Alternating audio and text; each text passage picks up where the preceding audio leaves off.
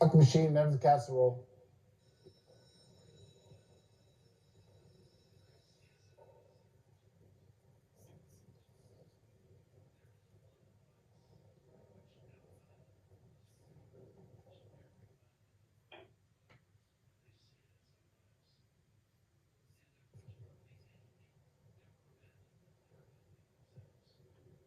Shepherd, you sneaking in the back door.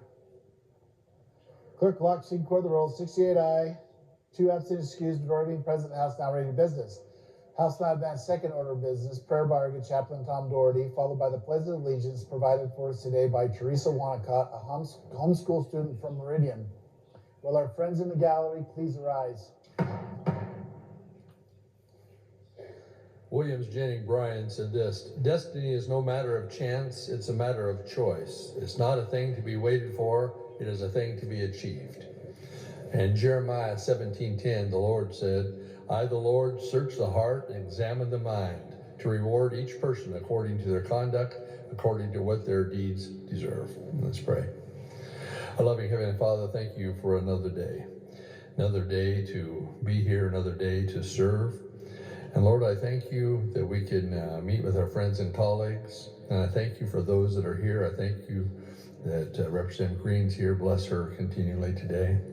And Lord, I pray you'd also be with Representative Vandewaden and the loss of his sister. God, bring comfort and peace to their family and be with him as he travels. I pray that you will be with each and every one of these folks as we continue the process of decision making. Dear Lord, you know our hearts and our minds. I pray today that we will be focused on what is right and what is good, and especially what would be pleasing to you. Much has been achieved in this room because of good choices that have been made. I pray you continue to give our leaders great wisdom and understanding as they listen and ponder the ideas of this body of workers.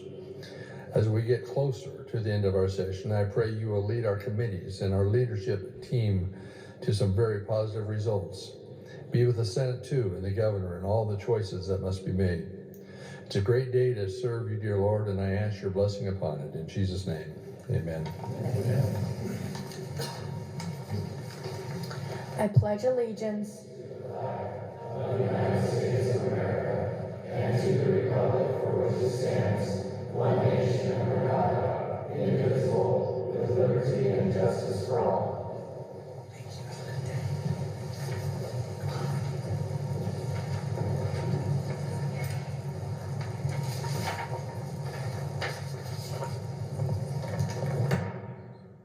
House will be in order.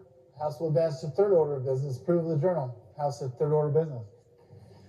in the House of Representatives, March 27th, 2025. Mr. Speaker, we are Committee on Judiciary Rules and Administration report that we have read and approved the House Journal of the 80th Legislative Day and recommend same be adopted as corrected. Moved by Skog, seconded by Gannon. Heard the motion to approve the journal. All those in favor say aye.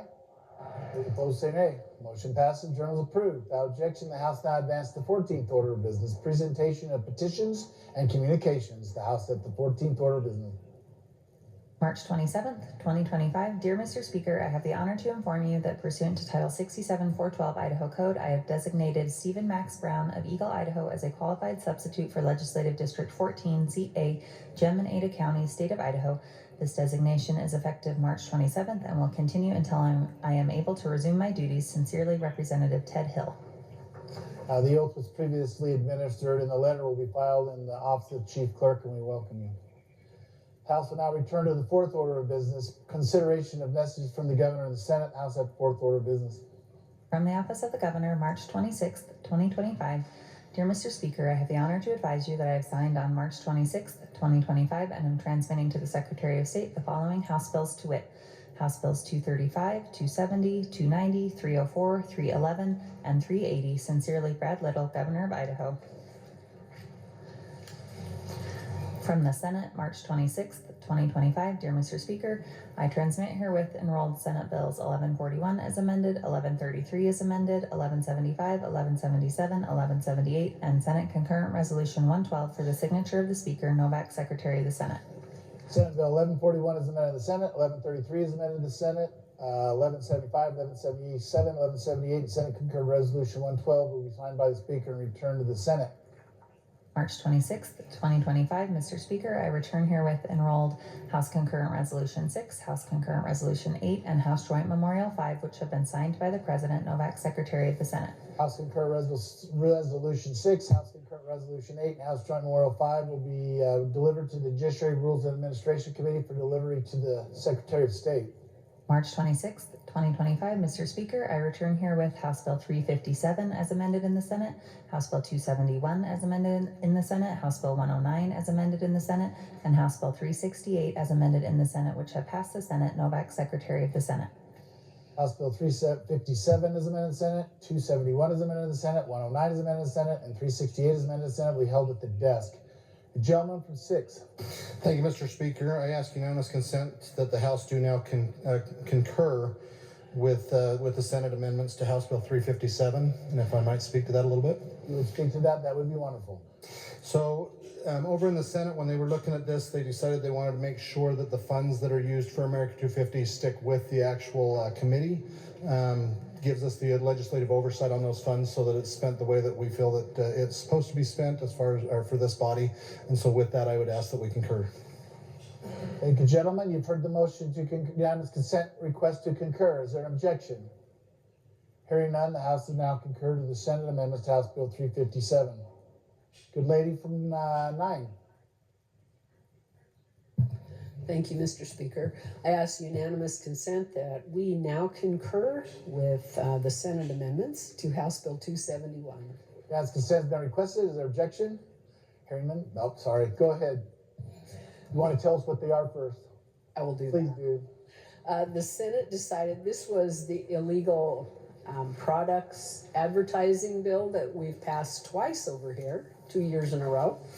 So the Senate this year decided they wanted to remove the word products and add drugs, illegal drugs, marijuana, narcotics, that kind of thing. So I would ask that we would concur. Thank you, good lady. Unanimous consent has been requested to concur to the Senate amendments to House Bill 271. Is there any objection?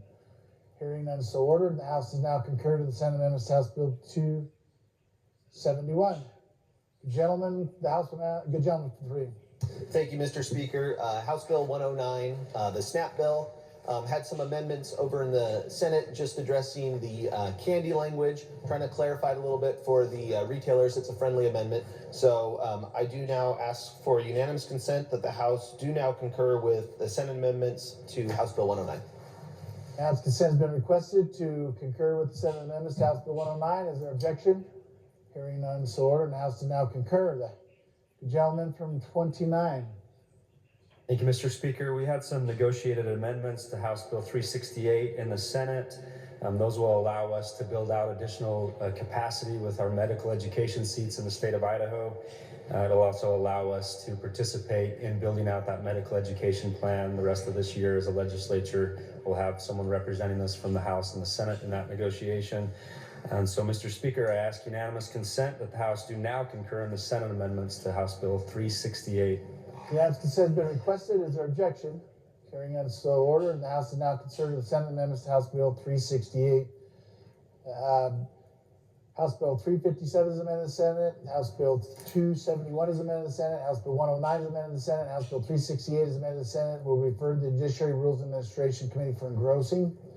The House will now advance the 5th order of business. Report of standing committees. House at the 5th order of business. In the House of Representatives, March 27th, 2025. Mr. Speaker, we are Committee on Judiciary Rules and Administration report that we have printed House Bills 459 and 460. SCOG Chairman. House Bill 459 and House Bill 460 will be filed for the second reading calendar. March 27th, 2025. Mr. Speaker, we are Committee on Judiciary Rules and Administration report that we have enrolled House Bill 174 as amended in the Senate and House Bill 239 as amended in the Senate. SCOG Chairman. House Bill 174 is amended in the Senate, and House Bill 239 is amended in the Senate. It was signed by the Speaker and returned to the Senate for the signature of the Senate President. March 27th, 2025. Mr. Speaker, we are Committee on Judiciary Rules and Administration report that we have engrossed House Bill 96 as amended in the Senate and House Bill 264 as amended in the Senate. SCOG Chairman. House Bill 96 is amended in the Senate. House Bill 264 is amended in the Senate. Will be filed for the first reading calendar engrossed. March 27th, 2025. Mr. Speaker, we, your Committee on Judiciary, Rules, and Administration, report that we have transmitted and enrolled House Bills 321, 352, and 381 to the Governor at 3:30 p.m. as of this date, March 26th, 2025. SCOG Chairman. March 27th, 2025. Mr. Speaker, we, your Committee on Judiciary, Rules, and Administration, report that we have transmitted and enrolled House Joint Resolution 6 to the Secretary of State at 3:32 p.m. March 26th, 2025. SCOG Chairman. March 27th, 2025. Mr. Speaker, we, your Committee on State Affairs, report that we have had under consideration House Concurrent Resolution 19 and Senate Bill 1149 as amended and recommend that they do pass. Crane, Chairman. House Concurrent Resolution number 19 and Senate Bill 1149 is amended. We filed for the second reading counter. Without objection, the House now advance seventh order of business. Motions, memorials, and resolutions. House at seventh order of business.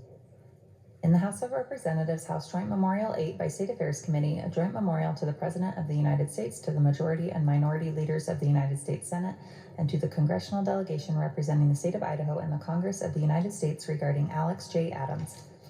House Joint Memorial number 8 will be referred to the Judiciary Rules Administration Committee for printing. House now advanced to the eighth order of business. Introduction, first reading, and reference of bills and joint resolutions. The House at the eighth order of business.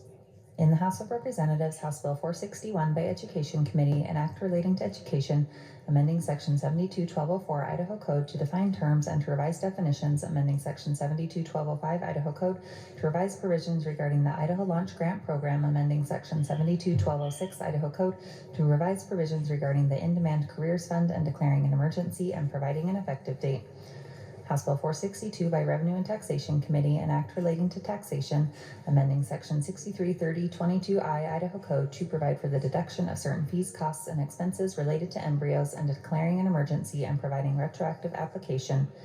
House Bill 463 by State Affairs Committee, an act relating to termination of parent and child relationships, amending Section 162005 Idaho Code to revise provisions regarding conditions under which termination may be granted and declaring an emergency and providing an effective date. House Bills 461, 462, and 463 will refer to Judiciary Rules Administration Committee for printing. House now advanced the ninth order of business. First reading of engrossed bills. The House at the ninth order of business. March 27th, 2025, House Bill 96 as amended in the Senate by State Affairs Committee regarding flags. House Bill 264 as amended in the Senate by Ways and Means Committee regarding protecting the privacy of women. House Bill 96 amended in the Senate and House Bill 264 as amended in the Senate will be filed for the second reading counter. House now advanced 10th order of business, second reading bills and joint resolutions. House at 10th order of business. March 27th, 2025, Senate Bill 1183 by State Affairs Committee regarding Wildfire Standard of Care Act. House Bill 457 by Revenue and Taxation Committee regarding taxation. Senate Bill 1140 as amended by State Affairs Committee regarding transportation. Senate Bill 1144 by State Affairs Committee regarding transportation.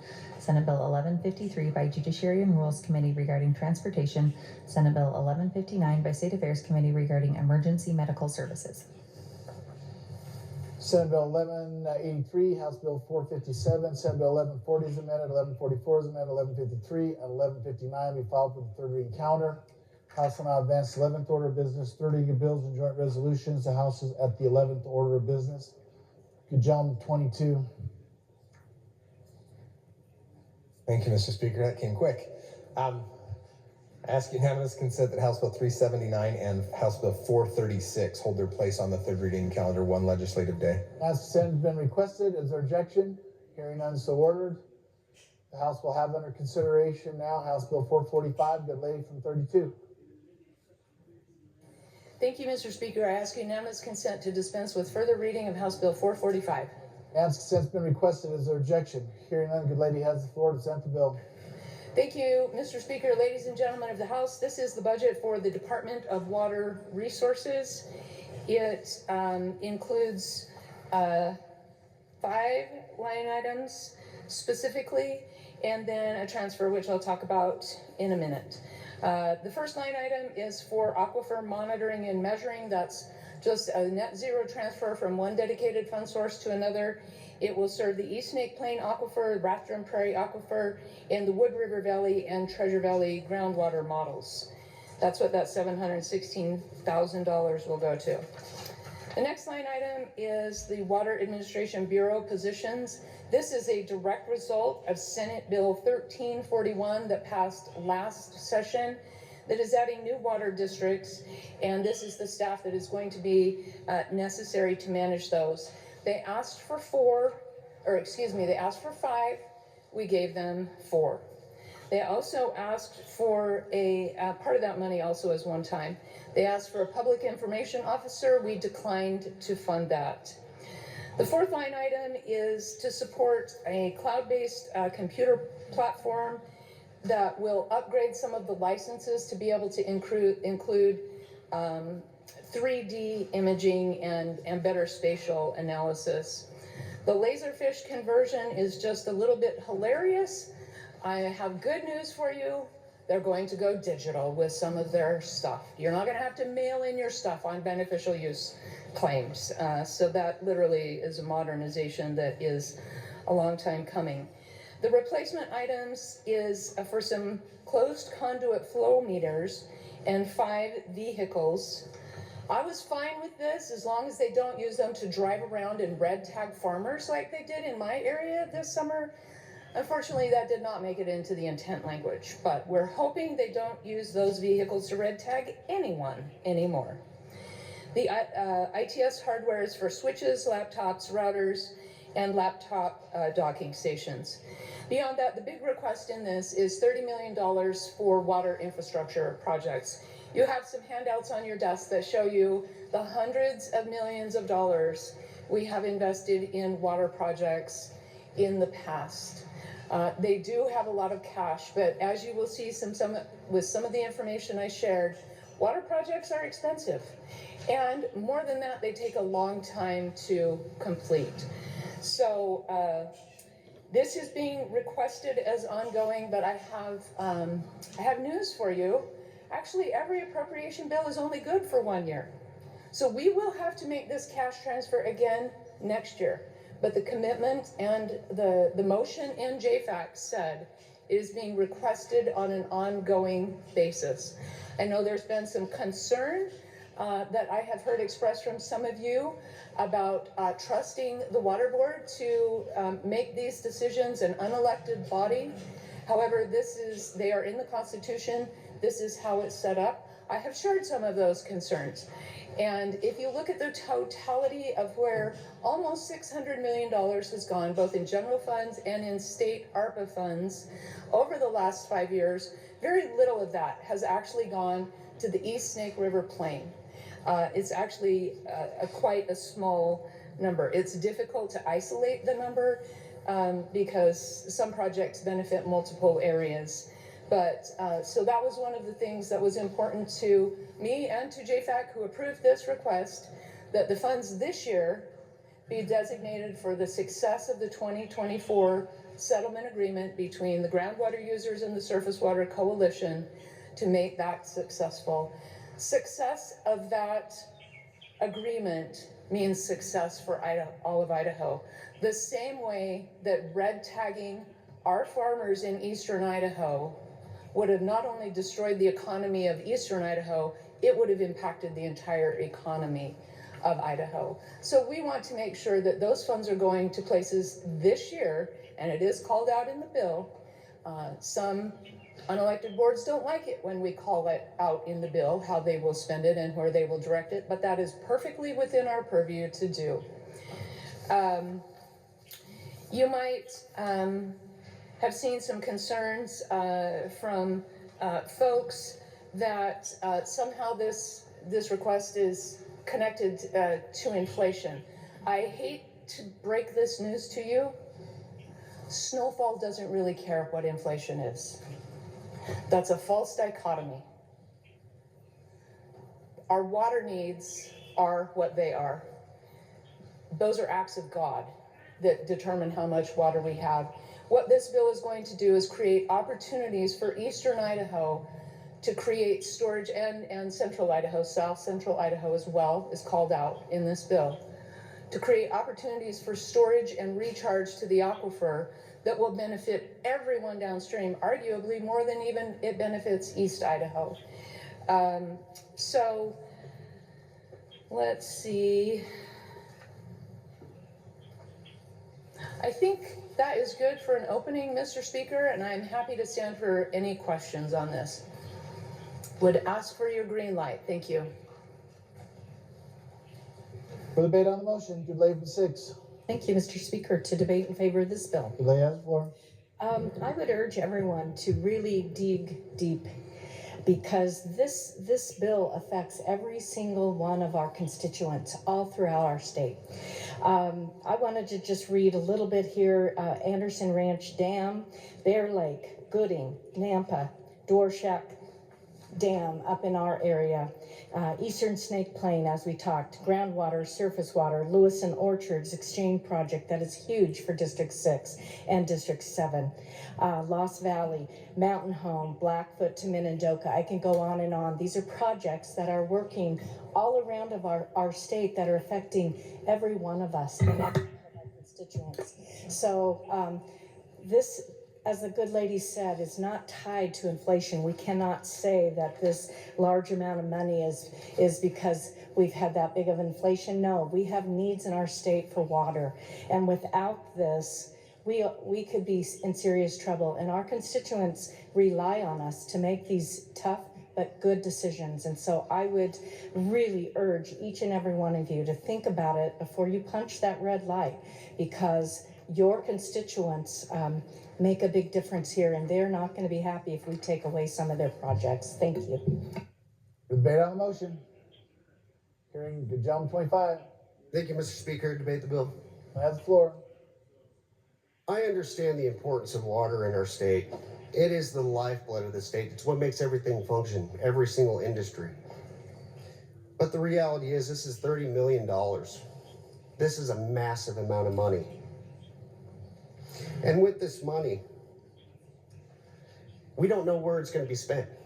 We see all of these different projects that have been listed off, and we see that there's supposed completion dates. I know a lot of these projects have run into a lot of red tape, whether that's NEPA, regulatory environments, and there's no guarantee that this money isn't going to get caught up in that process as well. For me, I think we need to have some safeguards put in place.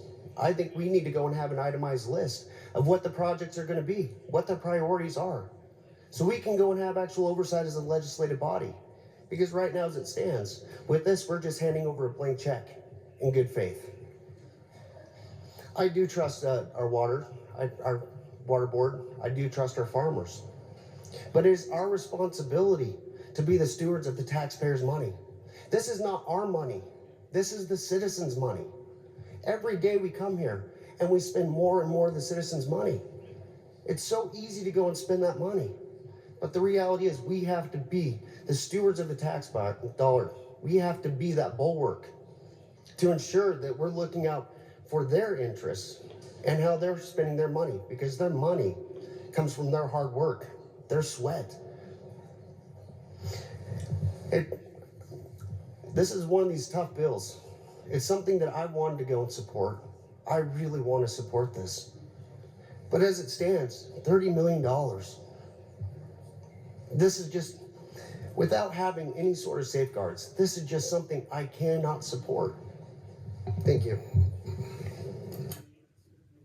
Further debate on the motion. Delay 34. Thank you, Mr. Speaker. I need to declare a conflict under Rule 80. My father sits on the Idaho Water Resource Board. The conflict will be noted in the journal. Further debate on the motion. To debate the lady bill. wants to debate. Debate has the floor. Thank you, good speaker.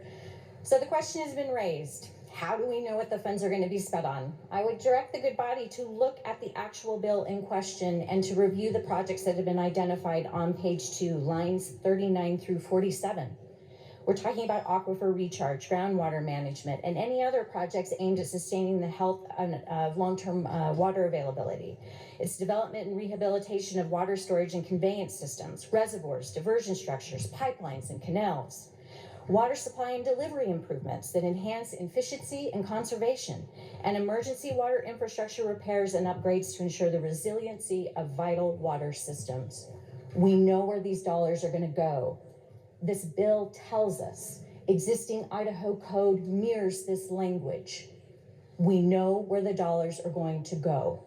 Not only that, this also has a requirement that there is an annual report that has to be submitted as it relates to the projects that are funded. These projects are also under review in terms of an application process. So individuals who want to receive funds for their projects have to submit and essentially prove that said project is viable. As has been noted, these projects can take an extended period of time. That's the reality with any large infrastructure project. So the very fact that something takes a long period of time does not mean it lacks value for our state. In fact, some of those projects carry the potential for the greatest value that extends past our current generation into future generations. The water system that we are operating on was initially developed and put into place in the early 1900s. The fact that it is still going speaks for itself. When we build them right, when we maintain them, when we ensure that they are maintained in a fashion that allows for updates for improved efficiency, that secures our water rights, these are investments that are securing a vital resource that this state needs in order to function and to do so successfully. $30 million is a lot of money. But if you understand anything about water in this state, you understand that it is a literal drop in the bucket compared to what is required in order to maintain this system at the level that is needed to ensure that our state's economy continues to go forward. I encourage strongly your green light. For the debate on the motion, Gentleman 31. Thank you, Mr. Speaker. Would you like to debate the bill? I would love to debate the bill. Thank you, Mr. Speaker. Gentleman has the floor. Before I came to Boise this winter, I made a pledge to my constituents, many of whom had red tags placed on their pumps last summer. They, the farmers from our area, along with farmers from other areas in the state, spent a good part of the summer in meetings and drafted what we call the stipulated settlement agreement. I promised to do everything I could to codify whatever was necessary to make that agreement successful. This is that bill. This is part of what we need to do in order to make the water agreement successful. When we think about these things, I often think about my grandfather, who was born in 1898, died in 1999, so do the math, he was 101, just 2 months shy of his 102nd birthday. I worked almost every day of my life at his side until the time of his passing. He was instrumental in building some of the waterways and ditches in our community with a Fresno scraper and a team of horses. I like to climb the Manan Butte occasionally. It's a volcano near our community that rises about 600 feet above the valley floor. And as I look to the west and to the north, I see the valley as he saw it when he was a young man. Total desert.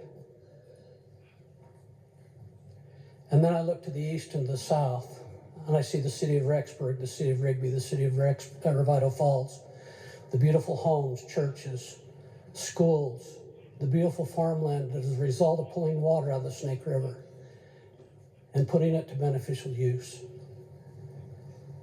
And that's what we're talking about here. We're talking about funding projects that make water a beneficial use for every citizen in the state of Idaho. This bill is so imperative to the success of the entire state, and I urge your green light on this. Thank you, Mr. Speaker. For the debate on the motion, Gentleman 25. Thank you, Mr. Speaker. It's a debate in favor of the motion. Gentleman has the floor. As most of you know, I'm from District 25, which is Twin Falls. Twin Falls would not have existed if it hadn't been for the CARE Act. And if it, we'd be just sagebrush. It's basically what we would be.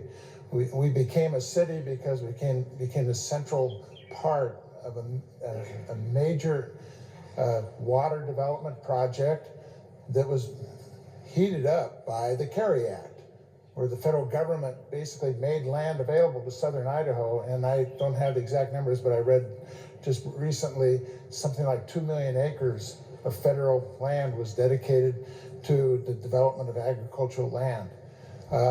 And then they say, well, how did they get the money to build all the canals? You know, we're talking about $30 million today to help maintain the water. And I would argue that technically the water is the state's water. The state manages the water and gives us water rights, but the state has a responsibility on that water. The state has over appropriated because of misanalysis of the water, the groundwater results that was being recharged by surface water. And so now we have some water problems, not even counting the impact of the climate. But if it was not for the CARE Act, it was not for those water projects, it wasn't for the state allowing the developers to leverage their value of their development project to borrow the money to build these projects, we wouldn't be a city. There wouldn't be 90,000 people living in Magic Valley. There wouldn't be a District 25 and a District 24 and a District 26. It'd probably be like some areas of the state where that whole area is one district. The population has developed because of the CARE Act, because of the investments in the water.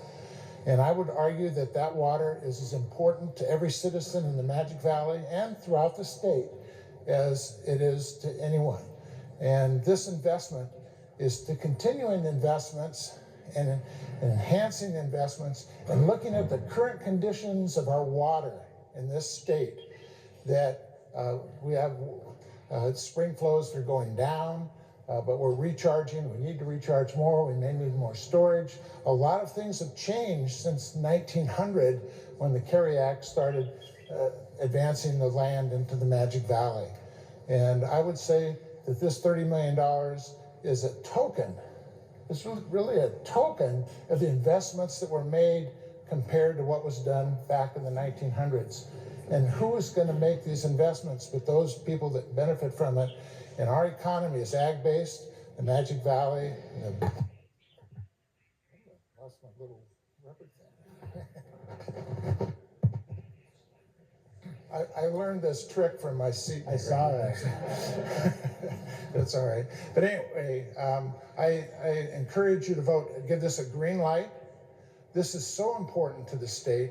And if you don't think it's important to your districts, if you have agriculture and water, and you don't think that, oh, my part of the state is not affected by the water calls and et cetera, you're mistaken, because we all benefit. You think of the amount of agriculture that's developed because of the CARE Act and the investments that were made and the gifts that were made by the federal government, the state's investments over the years, and the state's decisions that have impacted how we are today and how we manage our money. So give us a green light. Thank you.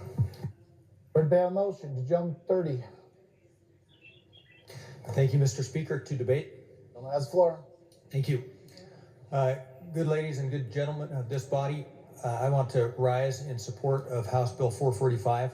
As has been said, and I'll be brief because I don't want to repeat what others have already said, but water is the lifeblood of our state. Water is the lifeblood of my legislative district. There is no more urgent issue in the immediate term or in the medium term or in the long term to the state of Idaho than water. And in my view, House Bill 445 is one of the most important bills to come through this session. And I urge unity. I urge the state to join together on this issue for the betterment of Idaho and for the protection of Idaho water going forward. Please give us a green light. Thank you. For debate on the motion. Jump 28.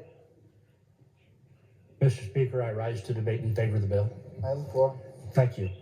You know, when this issue first came up a couple of years ago in eastern Idaho, I started attending meetings between the Surface Water Coalition and the Idaho Groundwater Association. And I learned a lot of history about how water's been managed across our state. In the early 1900s, when settlers first arrived in eastern Idaho, they were pumping out of streams and creeks using flood irrigation techniques to harvest crops, raise crops, and manage animals. When electricity arrived in the late 40s and 50s, they began to use pumps to pump groundwater and supplement where they couldn't get canal water or couldn't get surface water. And that usage has seriously depleted the Eastern State Plain Aquifer. What we're trying to do here is something that probably should have been done years ago but wasn't. And if we delay in finding a solution to replenishing the East Snake Plain Aquifer. We simply increase the costs because we have to do this. We pump millions of acres of feet of water, or don't pump, we allow it to go downriver every spring. It overflows Milner Dam and goes onto the ocean. And part of the provision we have here is to put that water back in the ground to replenish the water supply in the East Snake Plain Aquifer. And it won't get cheaper, it won't get easier, but we need to take action now to prevent an even more costly solution down the road. I urge your green light on this bill. Heard by on motion, Jones 26. I apologize, Mr. Speaker, I lost my fuzzy wuzzy. Don't touch it, you'll be fine. To debate, please. Gentleman has the floor. I agree with what's been said, and I would simply add to that, the state of Idaho has enjoyed the tax receipts from our ag industry for easily a century now. And if 30 million blows your mind, if you look at all the infrastructure in place, the operating budgets for all the ag things, that is a drop in the bucket. I guess the thing I thought I would leave you with is in Idaho, we sell value-added water, whether it's French fries, cheese, sugar, beef, you name it. We're adding value to water. This simply invests in our future and what we do. Heard by on motion, Jump 31.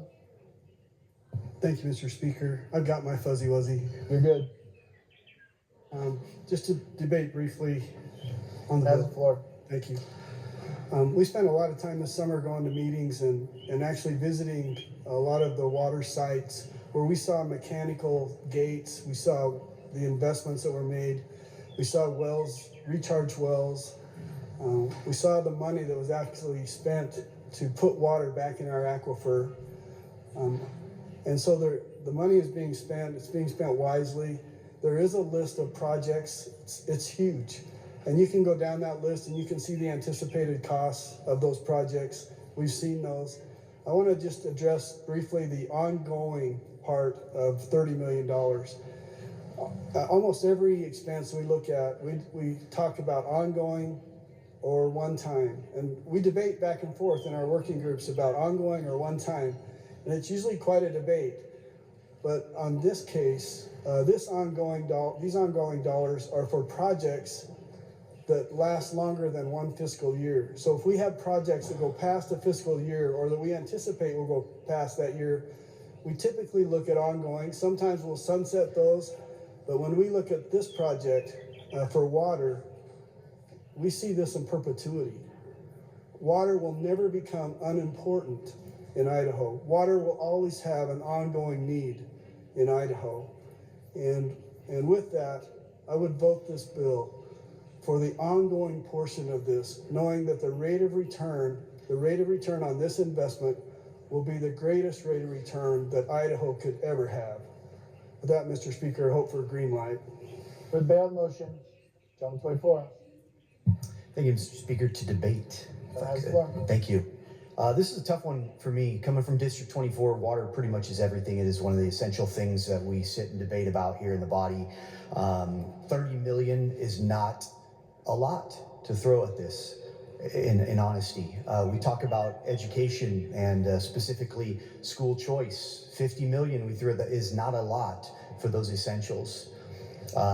Since I was elected, I spent as much time as I could going to all the stakeholder meetings, talking to the farmers, the people in my communities, going to all the East Idaho, North Idaho, South Idaho, these water, basically, tours, if you will, and seeing about all the details and really how things work.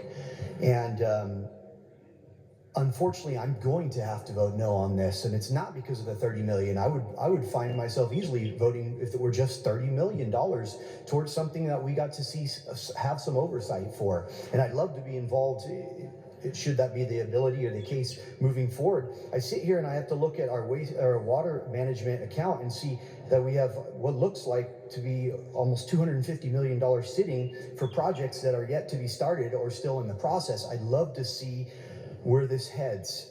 The 30 million is not the hang up for me. I look at the full-time positions to this enhancement. I look at the growth from the maintenance, and I just have some more legitimate concerns, or at least what I believe is legitimate with my district's funds and really our whole state's funds.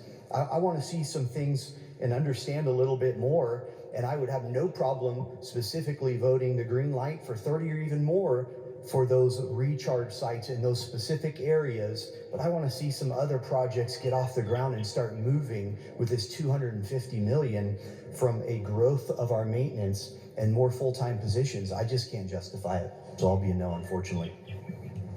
For debate, Gentleman 27. Thank you, Mr. Speaker. To debate the bill. Has the floor.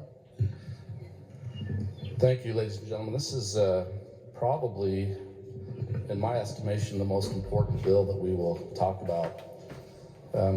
It's been mentioned that it's tough, that it's a tough discussion. That really amazes me.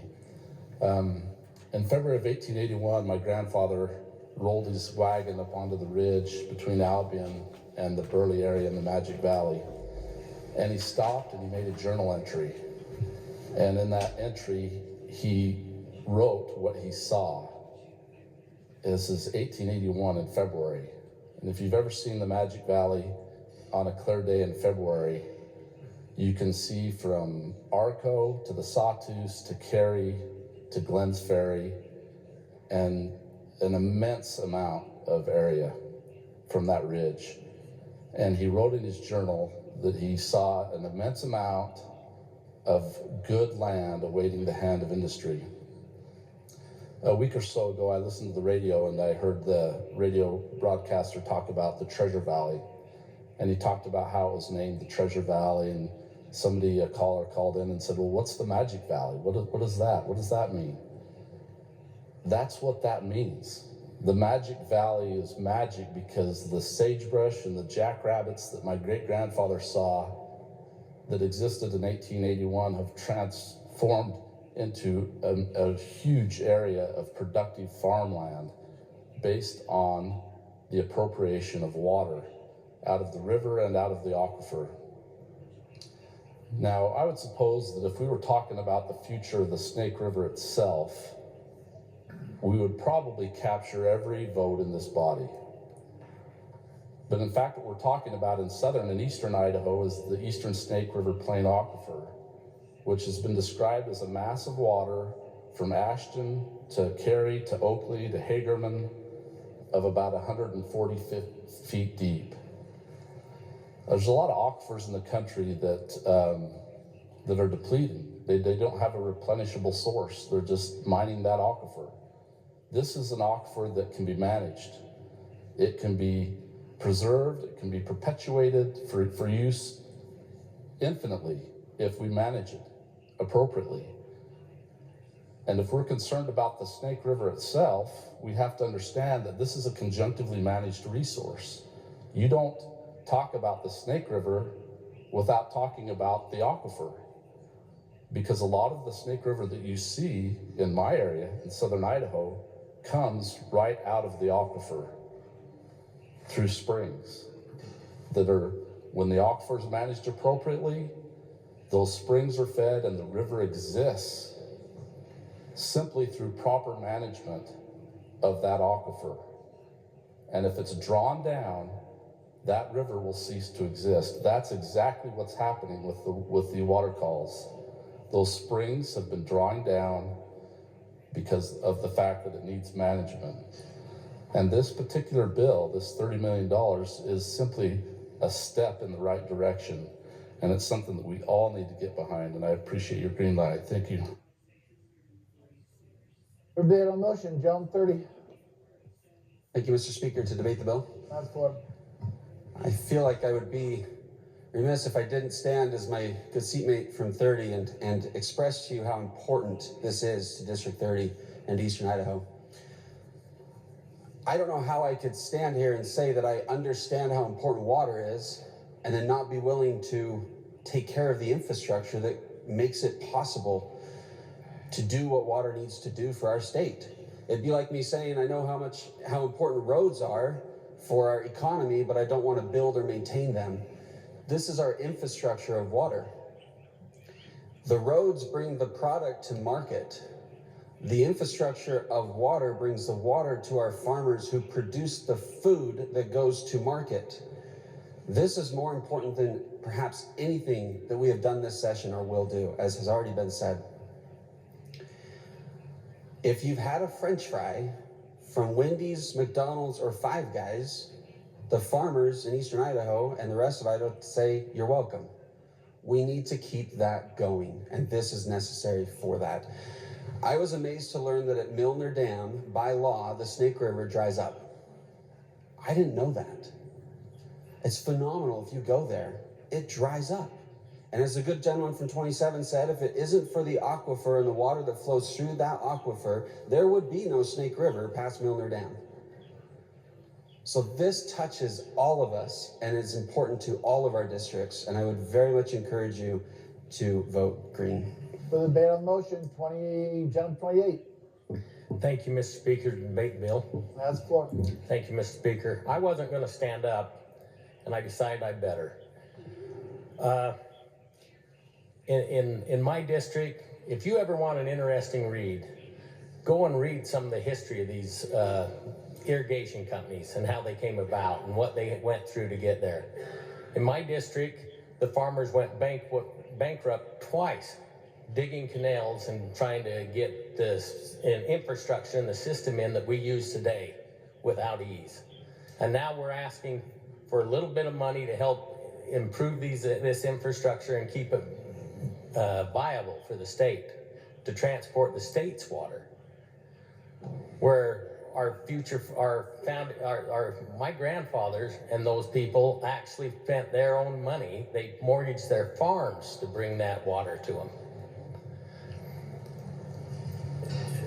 I think they would be shocked if we don't pass this bill. I think they'd say we suffered. We bring it so that our posterity could enjoy the water and have it. And now we're bickering over 30 million. We need a lot more than this money to keep the water flowing and being used properly in Idaho. I strongly urge a green light. Thank you. For the debate, Gentleman 15. Thank you, Mr. Speaker. Just very quickly to debate. That's the floor. The last farm in District 15 was sold in 1999.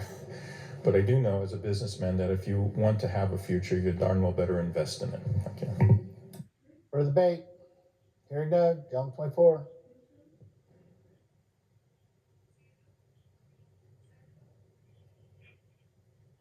Thank you, Mr. Speaker. To debate in favor. That's the floor. So this money was appropriated, hopefully will be appropriated as part of the settlement.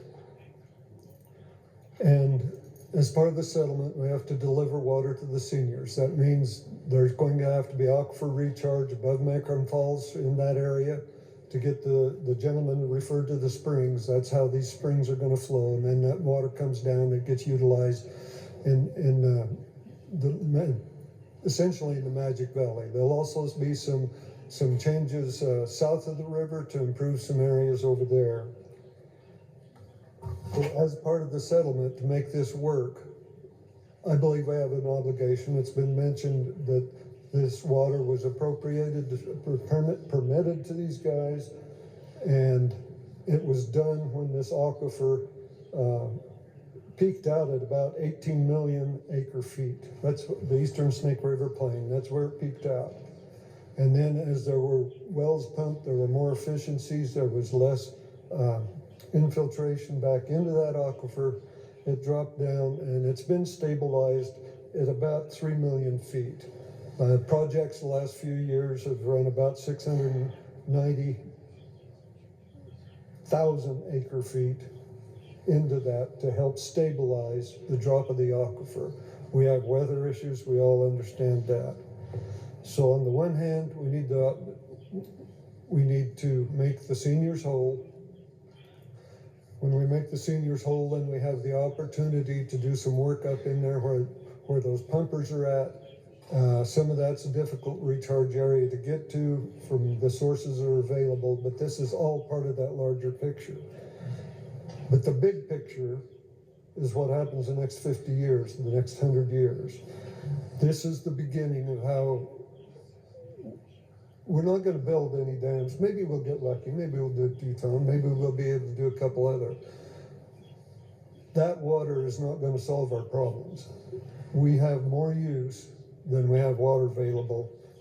The only way we're going to build a dam or a storage unit large enough to serve these purposes is that Snake River Plain aquifer. We need to target, when you see the use, it started out real low, 2 or 3 million acre feet. All that irrigation run it up to about 18 million, and then it's come back down to about 3 million, 4 million acre feet and kind of stabilized.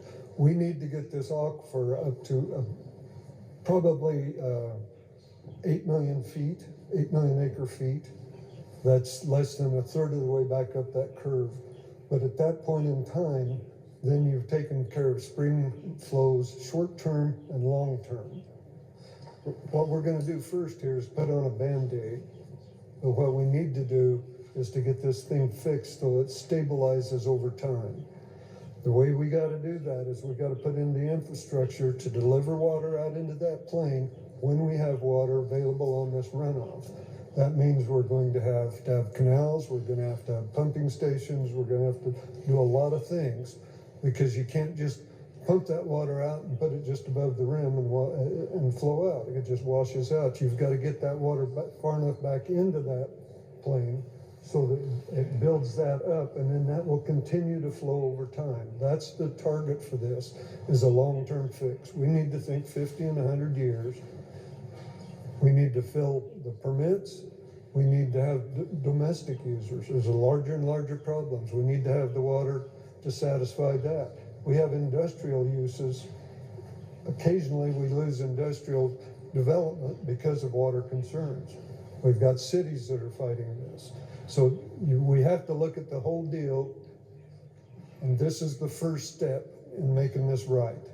This is the first step in making the investment in infrastructure to have that long-term planning benefit. We have to think generationally.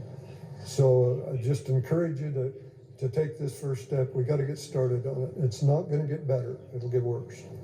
For debate on the motion, gentleman from 26. Mr. Speaker, debate in favor of the bill. Gentleman has the floor. You know, there's been so much said, and I'll try to make it short and sweet, but we've got a great state. We talk about Idaho and the water and the lifeblood. We talk about the Magic Valley and the Treasure Valley. And if we don't help support this and don't vote for it, we won't have a Magic Valley, we won't have a Treasure Valley. We won't have jobs, we'll go back to the desert, and what will we have gained? So this is a good bill, we need to vote for it. Thank you. For debate on the motion, good lady 32. Mr. Speaker, I rise to debate the bill. He has the floor. For those of you who don't think that we have a constitutional responsibility for this, I would draw your attention to Article 15, Sections 1 and 7. And when I hear the good gentlemen from 24 and 25 say that they want accountability, in Article 7, it specifically talks about that the responsibility to protect this resource belongs to the Idaho Water Resource Board. The ag in the Eastern Snake River Plain is worth $11 billion to Idaho's economy. Last year, during the curtailment of groundwater users, it was 700,000 out of 900,000 acres that were in jeopardy to be curtailed last summer. Currently, because we don't have a way to capture it, we on average lose $1.8 million a year that goes over Milner that could be saved, but we don't have the places to take that water to. Right now, I hear complaints about they've set aside all this money and yet they haven't spent it. I would bring your attention to the fact that you can't go out and start raising an Anderson Ranch Dam or lining the New York Canal or doing the Lewiston Orchards project until you have all of your funding in place. And so while it's taken many years to gather up some of these funds for these projects, this money has been allocated out for projects that we are waiting or are in the process of building out.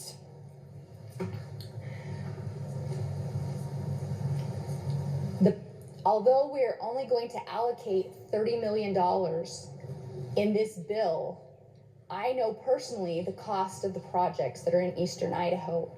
Nobody has spent more time on this floor on this issue than I have over the past several years, trying to come up with a solution that will work to keep Idaho's economy running and working.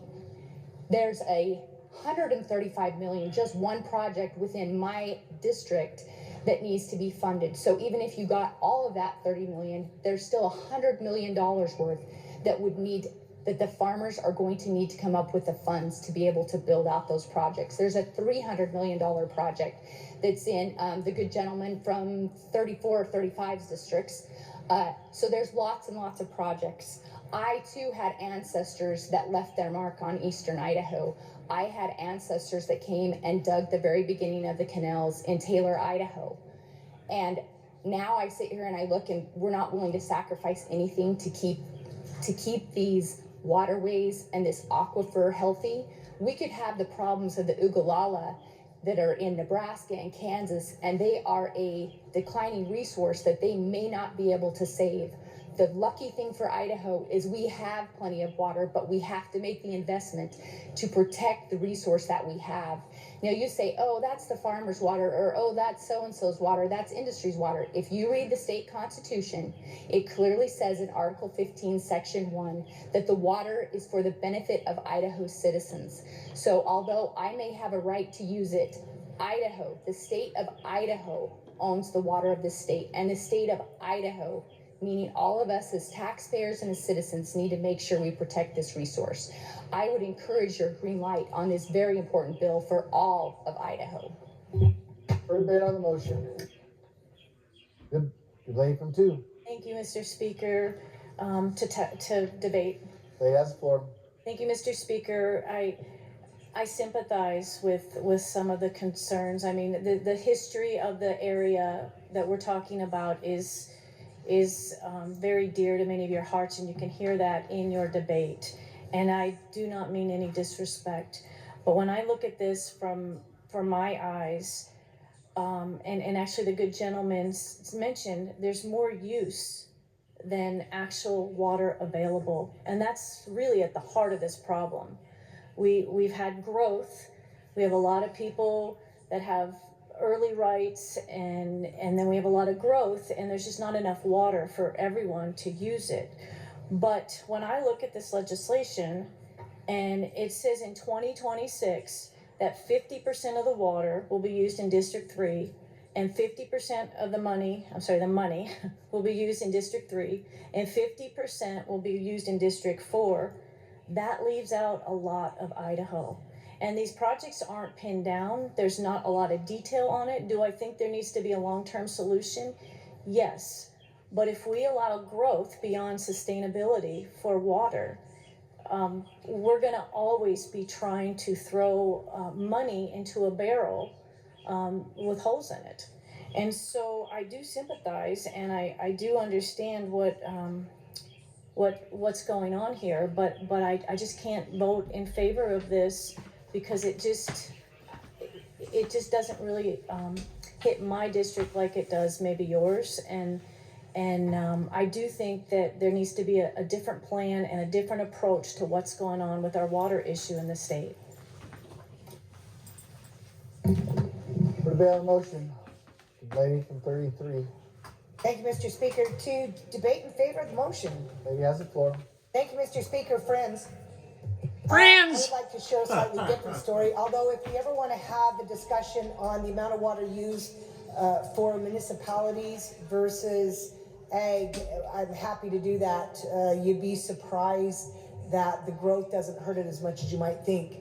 But let me share a little bit about what some of us have been going through and learning. With the good lady to my left from District 32, we've been meeting with the good gentleman that's up there. We spent hours, and then hours with the other good lady from 32, with other farmers, trying to understand, because there's so much to it. But let me tell you what happened that you may have heard about throughout the state. A community meeting was called. And that community meeting thought a few people would show up to, and I thought, yeah, I better go. That was held at Melaleuca headquarters. And I was running a little late, but I could get on that freeway and drive. I was shocked as I'm driving up. All of a sudden, on the freeway, the cars are backed up like a mile. Turns out they're backed up on the other side. Like you couldn't get in as fast as you wanted. I get in, luckily I had reserved seats being an elected official, so I got to go to the front. Folks, that place was packed. 1,200 people from our community showed up. They had to do overflow because the people of Southeast Idaho were so concerned. These weren't just farmers, I promise. These were not farmers just showing up. This was our community saying, you can't just come in here and put red tags on the farmland so they can't farm after they planted their crop. In other words, they want a solution, and we know it's not just going to be one solution. One solution will not solve our water problem, and the water problems and much of this is being solved in other districts. It's time we look at ours. And let me tell you something else that happened. Besides all of our people showing up, the good elected officials and I from our area went to another chamber meeting, and we went early. And I started filming, and I'll admit, I started crying. See, we've got farmland in the Little Lost River Valley with the Little Lost River, and it's lost, it's not there. The water's not coming, it really is lost. And we had people from all over Southeast Idaho. They would put signs, it was a tractor parade. And it was before the governor showed up. They wanted the governor to know how important, or the gentleman, this wasn't negative, the gentleman on the second floor, how important this issue. 80 tractors, they drove into Idaho Falls, and it was tractor after tractor after tractor. And, you know, with their signs, where they were from. And it just brought tears to my eyes, and we lined up and watched and cheered. So to think that this isn't an issue, it's an issue, and it needs solving, it needs multiple solving, it needs as quickly as we can, and I'm encouraging you to please vote for this and show our unity here in Idaho for our water. Further debate on the motion. Good lady from 6, for what purpose do you rise? Thank you, good gentleman. I rise to debate for the second time. Is there anybody who wishes to debate for the first time? I think almost all of you debated. Thank you, Mr. Speaker, to debate. And that's 4. What I'm about to say is probably going to make some people really mad in this room, but unfortunately there is an elephant that needs to be talked about. We're hearing about the strain on the aquifer system. We're hearing about agriculture. We're hearing about farmers. We're hearing about all these things. And we're hearing that just the agriculture industry alone, not including livestock, in 23 was $4.3 billion in this state.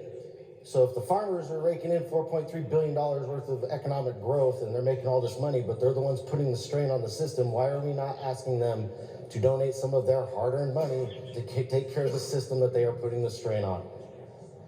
Instead of asking everybody across the state to pay for this disaster that's happening down here, and it is a disaster and it's something that needs to be fixed, why aren't they chipping in their own money to fix the system instead of asking everybody else in the state to take care of it for them? It's a hard topic. I hate to say it, but truth hurts. For the debate on the motion for the first time, the gentleman from 1. Hi, Mr. Speaker. I rise to debate in favor. That's 4. I'll follow my colleague, Representative Handy. I won't hold this up, but the list of projects I think are important to look at. You may see, even though the print's kind of small, that there's $7.5 million essentially that it's dedicated to little old spot in North Idaho, Priest Lake. Has really nothing to do with agriculture, has everything to do with the lifeblood of my area, and that's tourism. I looked into, we have, as many of you know, we have a problem with Albany Falls Dam in my area today. I looked into and asked a lot of questions of the Water Resources Board, and the it's the 2 P's for them is what I walked away with. They're all about policy and projects. Well, North Idaho pays our share into our state budget, and in this case, we get something back. Our Priest Lake has 2 projects that are very near completion, another one that is done, and I'm very grateful for the Water Resources Board and what they do in their work. I recognize that, yep, North Idaho still has some work to do, but that's the way things work. So I really support this bill, and it's not just because of ag. We're blessed. We have a lot of water in the Kootenai Valley, but we have other issues around our area, and I'm grateful that the Water Resources Board has done their job and helped us. I'm a green light. Thank you.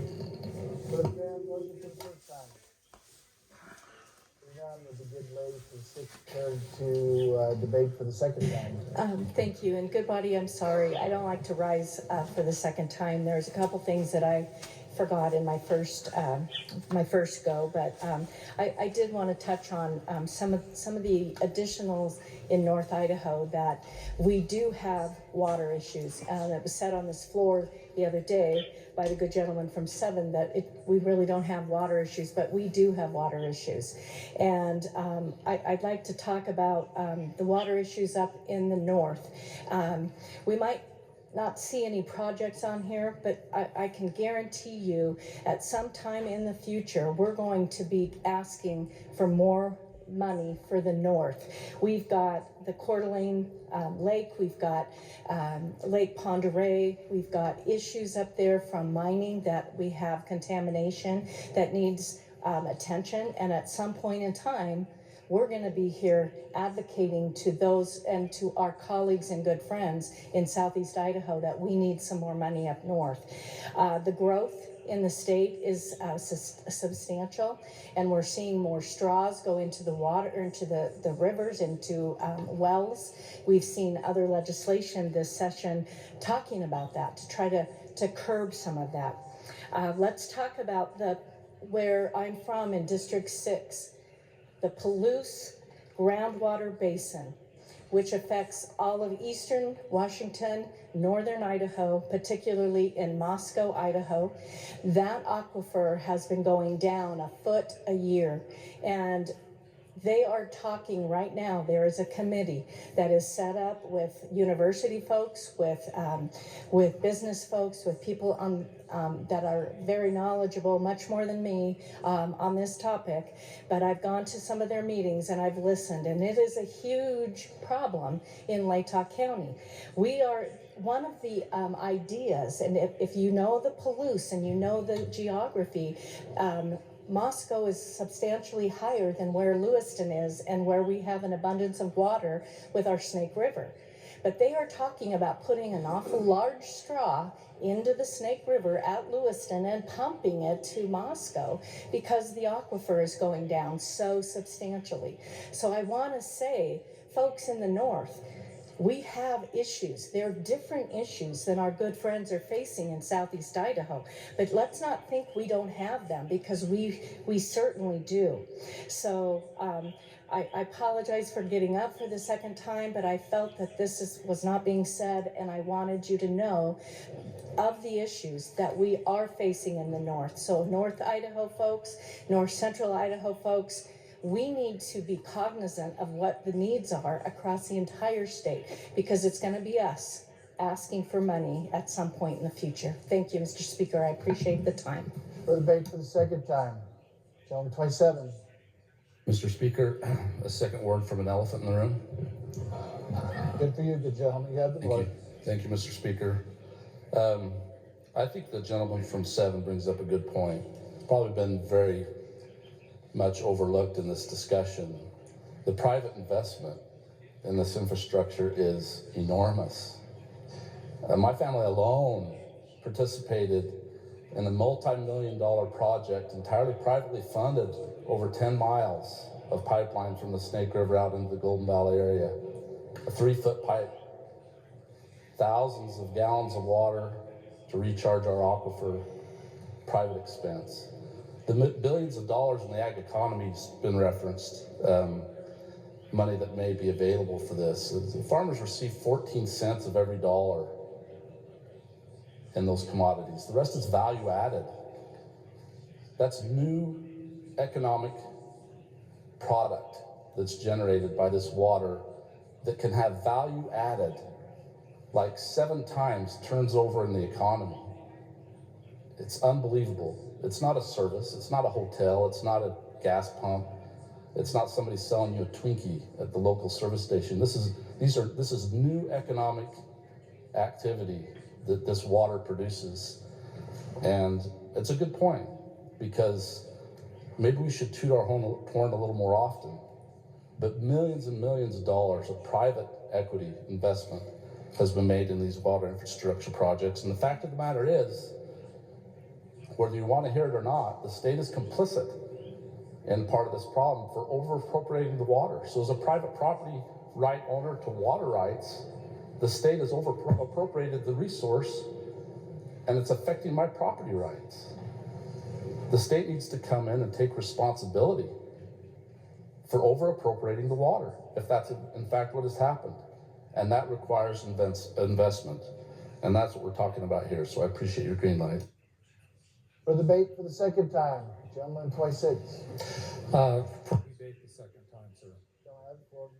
Somehow I think through all this discussion, we've missed a couple of really important points. One, the Colorado and the Ogallala system are not part of the, they don't have any water. They're running out of it. We do have the water, and I would hope here toward May sometime to have a press conference on the overlook of the Hanson Bridge and look down at the water that's being spilled over Milner.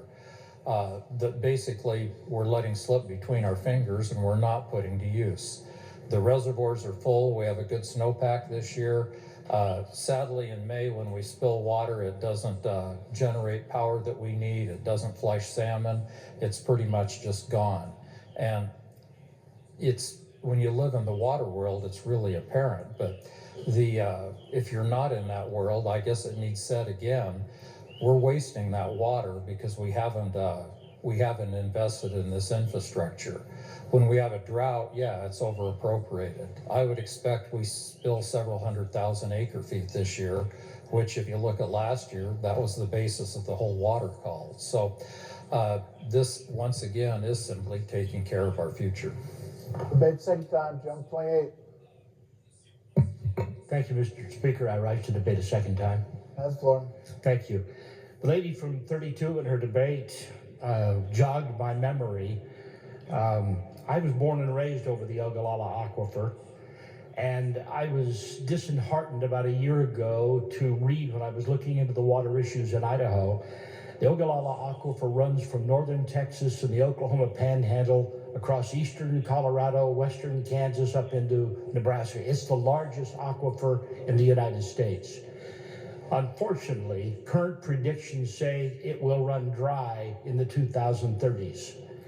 That aquifer produces 30% of the foodstuffs for the United States. It's a huge area, but not very deep, and it's running out. They have no replenishment sources to replenish that aquifer. And irrigation and use of it for agriculture, for cultural water, whatever you want to use, is running out. The unique geography of Idaho provides us with snowpack in the winter that we can use to recharge our aquifer. That doesn't exist many other places. As the gentleman from 26 mentioned, we've heard the problems in the Colorado River, the Ogallala Aquifer. Water is a precious resource, and we have it here. We have more than we can use in the spring, and that's what we're going to use to help recharge the existing aquifer in the East Snake Plain. This is the opportunity to get ahead of that before we reach a crisis situation like has existed in other areas of our country. I urge your green light. Even the computers had enough. For debate on the motion, for the second time, gentleman 25. Thank you, Mr. Speaker. I think there's a lot of debate against the second time. Thank you. I think there's a lot of misconceptions where people are taking this as the individuals that are standing on this principle of not voting for this bill as being against farmers, being against agriculture. We are not against farmers. We are not against agriculture. We are not against water infrastructure projects. What it boils down to is the accountability behind this money. It's the fiscal responsibility. It's our duty to oversee this money. This is what we need to go and be looking at, is how can we go and have that transparency? How can we have that accountability? To me, it's irresponsible for us to go and spend that money without having that oversight. I would love to vote for something like this, but I also want to see what the money's going towards. I want to see the actual projects, where the money's being appropriated. That way we can have that oversight, we can have that accountability, and we can ensure that we're spending the taxpayers' money appropriately, because ultimately it is the citizens' money we are using. For the debate, for the second time. Hearing none, with a good lady of 32, please close this painful debate. Thank you, Mr. Speaker, and thank you. I had no idea that this would be this long of a debate, but I am grateful because this is so critical. I think everyone here knows that I think people, especially children, are Idaho's most important resource, but water is next. We can't live here without it. In response to debate, just a couple of quick things. The FTPs, again, are a direct result of a policy change this body made. The budget growth paragraph, I would like to point out that some people like to do their accounting differently than the government does. I have no problem with that. But if you're going to measure budget growth of a government budget, you need to use government accounting. So if you take the base from FY24 to the FY26 base, which is an apples to apples comparison, that's a 5.7% base increase. So if you're going to compare, again, if you're going to measure growth, use the government accounting structure, not comparing it to the proposed original, a base to a proposed original appropriation. Those are two different numbers. Again, very little of this money, that's why I handed out the list of projects, so y'all can see. This is not a secret. If you're not knowing what these projects are, it's only because you're not looking. Here they are. And you can see on there that hundreds of millions of dollars have gone to projects all over the state. I've supported every dime of that, even though it didn't personally benefit my people. But it's important to the state of Idaho. And the same is true of this one. As was pointed out, funding will be matched by water districts and other private entities, including farmers. So this is this will have a multiplier effect. I think as far as accountability, the only thing I would add to that is that you can see, again, the use of the funds in Section 7. Appointments to the Water Board are confirmed by the Senate. If you think this is on autopay or a blank check, then you're not reading the appropriation bills. I have to. Maybe y'all don't. Maybe you just look at the statement of purpose, and that's a great summary. But if you actually read the appropriation bills, you can see where the money's going. It also implies that the legislature is powerless to hold people accountable. We're not. We can do subpoenas. We can demand reports. We can compel agencies to attend hearings. We can adopt law specifically stating what our priorities are, and we do. You'll see that report is required on page 3, lines 11 through 17.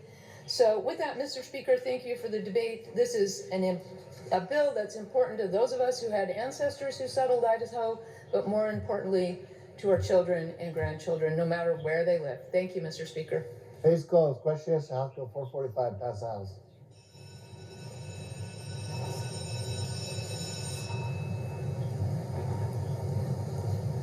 Clerk will lock the machine. Members will cast the votes.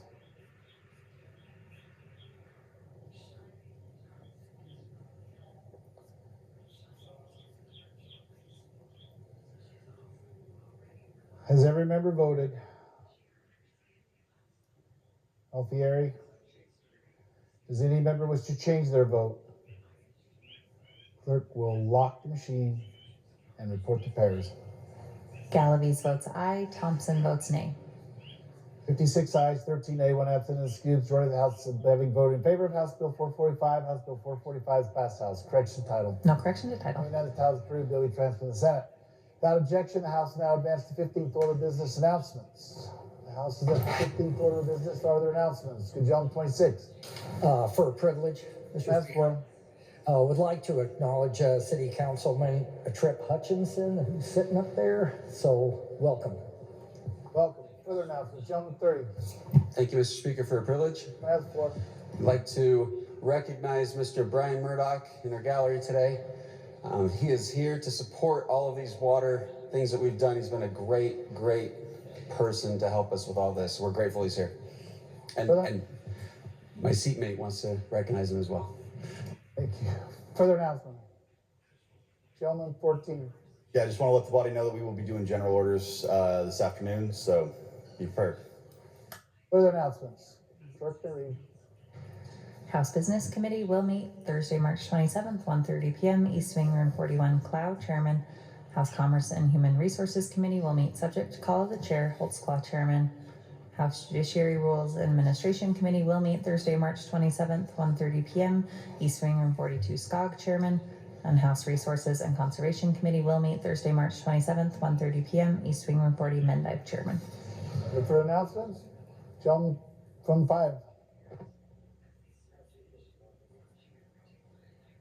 All right, good to know. House Resources will not be meeting. Further announcements. Here you go, Gentleman 22. Thank you, Mr. Speaker. I move that the House now can reconvene at 3 p.m. this afternoon. 3 p.m. Item 18. Mr. Speaker, I second the motion. Vote the motion to recess until the hour of 3 p.m. All those in favor say aye. Those opposed say nay. The motion passes and the House is in recess.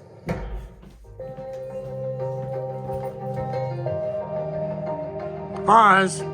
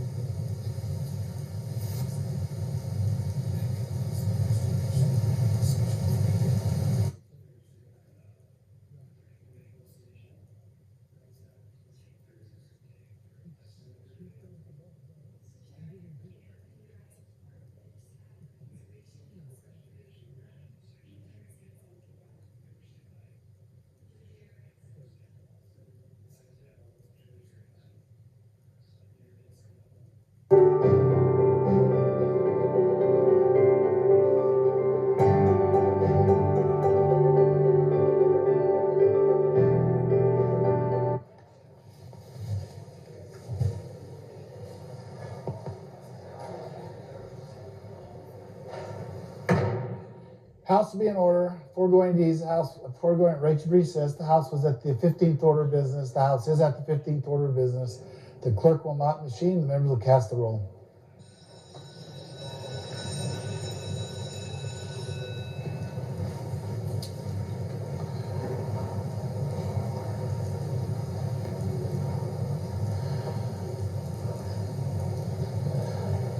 Has every member voted their presence? Let's see, we're going.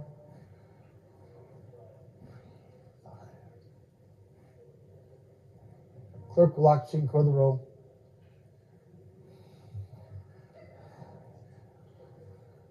"65 ayes, 5 absent, and excused. The majority present. The House is now ready to business. Without objection, the House now return to the fourth order of business. Consideration of messages from the governor and the Senate. The House at the fourth order of business. From the Office of the Governor, March 27th, 2025. Dear Mr. Speaker, I have the honor to advise you that I have signed on March 27th, 2025, and am transmitting to the Secretary of State the following House bills to wit. House Bills 83 as amended in the Senate, 158, 243 as amended in the Senate, 312, 327, 329, and 330. Sincerely, Brad Little, Governor of Idaho. March 27th, 2025.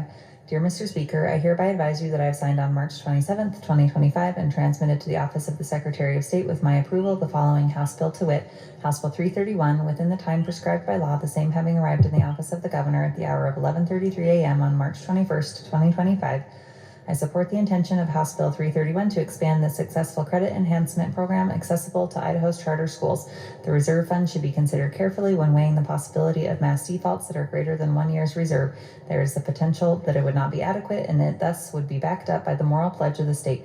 Any cloud on the moral pledge of the state may someday jeopardize our stellar credit rating. Sincerely, Brad Little, Governor of Idaho. From the Senate, March 27th, 2025.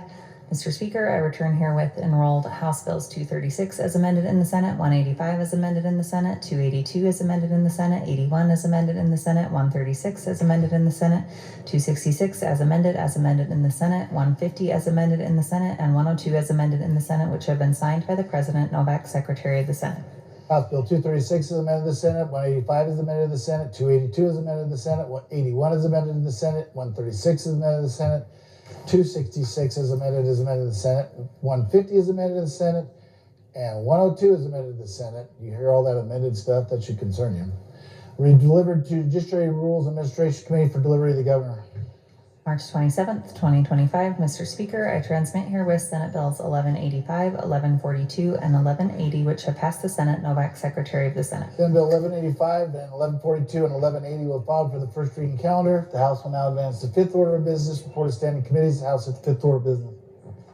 In the House of Representatives, March 27th, 2025. Mr. Speaker, we are Committee on Judiciary Rules and Administration report that we have printed House Joint Memorial 8 and House Bills 461, 462, and 463. SCOG, Chairman. House Joint Memorial 8, House Bill 461 will be filed for the second reading calendar. House Bill 462 referred to the Revenue and Taxation Committee. House Bill 463 referred to the Judiciary Rules and Administration Committee. March 27th, 2025. Mr. Speaker, we are Committee on Judiciary Rules and Administration report that we have engrossed House Bills 357 as amended in the Senate, 271 as amended in the Senate, 109 as amended in the Senate, and 368 as amended in the Senate. SCOG, Chairman. House Bill 357 is amended in the Senate, 271 is amended in the Senate, 109 is amended in the Senate, and 368 is amended in the Senate. Will be filed for the first reading calendar engrossed. March 27th, 2025. Mr. Speaker, we are Committee on Judiciary Rules and Administration report that we have transmitted enrolled House Concurrent Resolution 6, House Concurrent Resolution 8, and House Joint Memorial 5 to the Secretary of State at 10:57 a.m. March 27th, 2025. SCOG, Chairman. March 27th, 2025. Mr. Speaker, we are Committee on Business report that we have had under consideration Senate Bill 1164 as amended and recommend that it do pass. Cloud, Chairman. Senate Bill 1164 is amended. Will be filed with the second reading calendar. Without objection, the House will now advance to eighth order of business. Introduction, first reading, and reference of bills and joint resolutions. The House at the eighth order. In the House of Representatives, House Bill 464 by Appropriations Committee, an act relating to the appropriation to the State Department of Education, appropriating additional monies to the State Department of Education for fiscal year 2026, authorizing additional full-time equivalent positions for fiscal year 2026, requiring data sharing, providing federal funding restrictions, requiring a report on underperforming charter schools, requiring a report for the Building Capacity Project, amending Section 30 of House Bill 251 as enacted by the first regular session of the 68th Idaho Legislature to require participation in the state procurement process, amending Section 15 of House Bill 341 as enacted by the first regular session of the 68th Idaho Legislature to require participation in the state procurement process, providing for conditions, limitations, and restrictions, providing reappropriation authority, appropriating additional monies to the State Department of Education for the Student Services Program for fiscal year 2025, and declaring an emergency and providing effective dates. House Bill 465 by Appropriations Committee, an act relating to the appropriation to the Public Schools Educational Support Program, appropriating additional monies to the Public Schools Educational Support Program's Division of Student Support for fiscal year 2026, reducing the appropriation to the Public Schools Educational Support Program's Division of Student Support for fiscal year 2026, appropriating Public School Income Fund monies for transfer to the General Fund, amending Section 331004E Idaho Code to increase the base salary apportionment for administrative and classified staff and to remove surplus verbiage, clarifying the original fund source for additional expenditures for the Public Schools Educational Support Program's Division of Student Support for fiscal year 2026, clarifying the original fund source for reduced expenditures for the Public Schools Educational Support Program's Division of Student Support for fiscal year 2026, providing federal funding restrictions, requiring age compliance verification, providing for conditions, limitations, and restrictions, providing an additional appropriation for the Public Schools Educational Support Program's Division of Student Support for fiscal year 2025, clarifying the original fund source for additional expenditures for the Public Schools Educational Support Program's Division of Student Support for fiscal year 2025, and declaring an emergency and providing effective dates. House Bill 466 by Appropriations Committee, an act relating to the appropriation to the America 250 Commemoration Fund, reducing the appropriation to the Idaho State Historical Society for fiscal year 2025, appropriating additional monies to the State Treasurer for fiscal year 2025, appropriating and transferring monies from the General Fund to the America 250 Commemoration Fund, providing reappropriation authority and declaring an emergency and providing effective dates.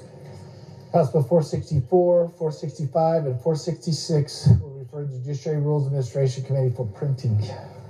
From the Senate, Senate Bill 1185 by Finance Committee, an act relating to the appropriation to the Judicial Branch, appropriating additional monies to the Judicial Branch for fiscal year 2026 and declaring an emergency and providing an effective date.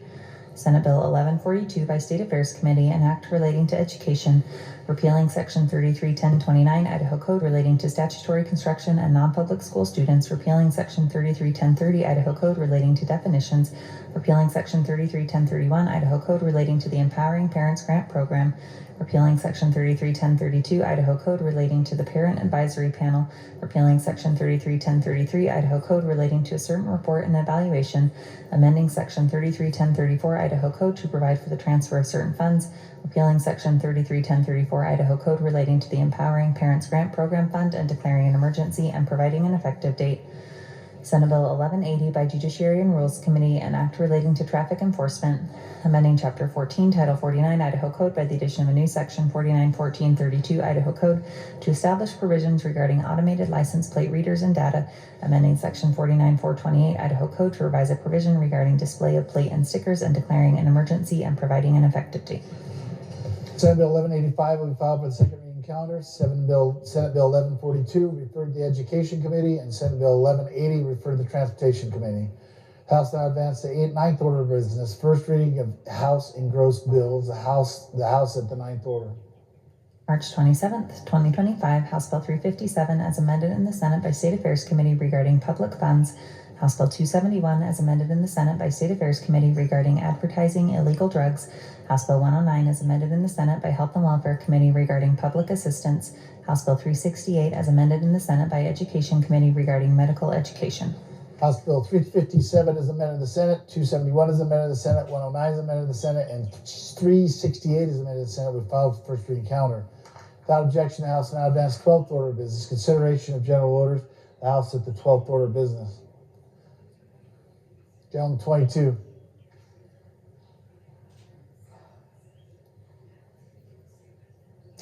Thank you, Mr. Speaker. I move that the House do now resolve itself into the Committee of the Whole for consideration of general orders. Gentleman from, I can't see your district, 2015. Thank you, Mr. Speaker. I second the motion. You've heard the motion. All those in favor say aye. Those opposed say nay. The motion passes, and the House will now be resolved into the Committee of the Whole. Will the good gentleman from 14 please come forward?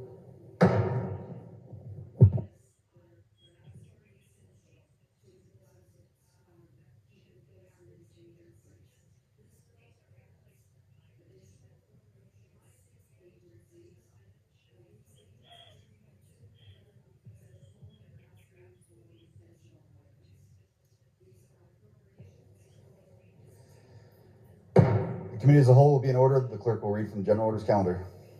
March 27th, 2025, House Joint Memorial 2 by Environment, Energy, and Technology Committee regarding energy, House Bill 387 by State Affairs Committee regarding windmill bonding, Senate Bill 1066 as amended by Commerce and Human Resources Committee regarding identity theft, Senate Bill 1076 as amended by State Affairs Committee regarding Idaho Administrative Procedure Act, Senate Bill 1071 as amended by Transportation Committee regarding transportation, House Bill 437 by Revenue and Taxation Committee regarding community infrastructure districts. The gentleman from 22. Thank you, Mr. Chairman. I move that when the committee rise a report that is had under consideration, House Joint Memorial 2, report progress, and beg leave to sit again. The gentleman 15. Second the motion. Heard the motion. All those in favor say aye. Those opposed say nay. Motion is carried. The gentleman from 22. Thank you, Mr. Chairman. I move that when the committee rise a report that's had under consideration, House Bill 387, report progress, and beg leave to sit again. Gentleman from 12. Thank you. I second the motion. Heard the motion. All those in favor state by saying aye. Those opposed, nay. Motion is carried. The gentleman from 22. Thank you, Mr. Chairman. I move that when the committee rise a report that's had under consideration, Senate Bill 1066 as amended, report progress, and beg leave to sit again. Second the motion. You've heard the motion. All those in favor say aye. Those opposed, nay. Motion carries. The committee now will have under consideration Senate Bill number 1076 as amended. Are there amendments to the bill? Yes, it has been moved by Representative Barbieri, seconded by Representative Ehlers, that the amendment to the bill be adopted. If there are no objections, the amendment to the bill will be considered read. The chair now recognizes the representative from District 3 to open debate. Thank you, Mr. Chairman. This, ladies and gentlemen, this amendment merely adds the sunset clause to the administrative rules so that we have a better grasp of the ability to review them when the time comes. With that, Mr. Chairman, I appreciate a green light. Is there any further debate in favor of the motion? Hearing none, is there any debate in opposition? Oh, sorry, the gentleman for 15. Gentleman yield for a question, please. Yes, Mr. Chairman. Gentleman yields. Thank you, Mr. Speaker. Thank you, good gentleman. Just want to make sure I understand this. If I'm trying to follow this, is this basically going to? Does this move rules? Essentially retire all of them over this period of time. I'm just not sure exactly what's changing here. I want to make sure I understand what we're voting on here. Good gentleman. Mr. Chair, this is merely sunsetting the rules, the administrative rules, on an 8-year rotationary period so that the legislature can review 1/8 or whatever direction the Department of Administration and the LSO director determine as we review the rules as they sunset. Follow up, if I may. Gentleman, you'll follow up? Yes. Thank you, Mr. Speaker. Thank you, good gentleman. So when they sunset, where they disappear and then they have to be rewritten again, or is this, are they now in statute, or what's happening to these rules when they sunset? Good gentleman. Thank you, Mr. Chairman. Previously, administrative rules expired every year, and they were renewed at the end of the session. This would be the same process, only on a rotational 8-year period, where they will expire and be renewed. Those that have been chosen by the legislature to review and those that have been chosen by the legislature not to review, they will be renewed at the end of the session or July 1st, whatever the determination is. Thank you, Mr. Speaker. Thank you, good gentleman. Mr. Chairman. Is there any further debate in favor? Any in opposition? Hearing none, the debate is closed. The question is, shall the amendments to the bill be adopted? All those in favor say by saying aye. Those opposed, nay. Motion has carried, and the bill. Motion has carried, and the amendments to the bill will be adopted. Are there amendments to Section 2? Yes, it has been moved by Representative Barbieri, seconded by Representative Ehlers, that the amendment to Section 2 be adopted. If there are no objections, the amendment to Section 2 will be considered read. The chair recognizes the representative from District 3 to open debate.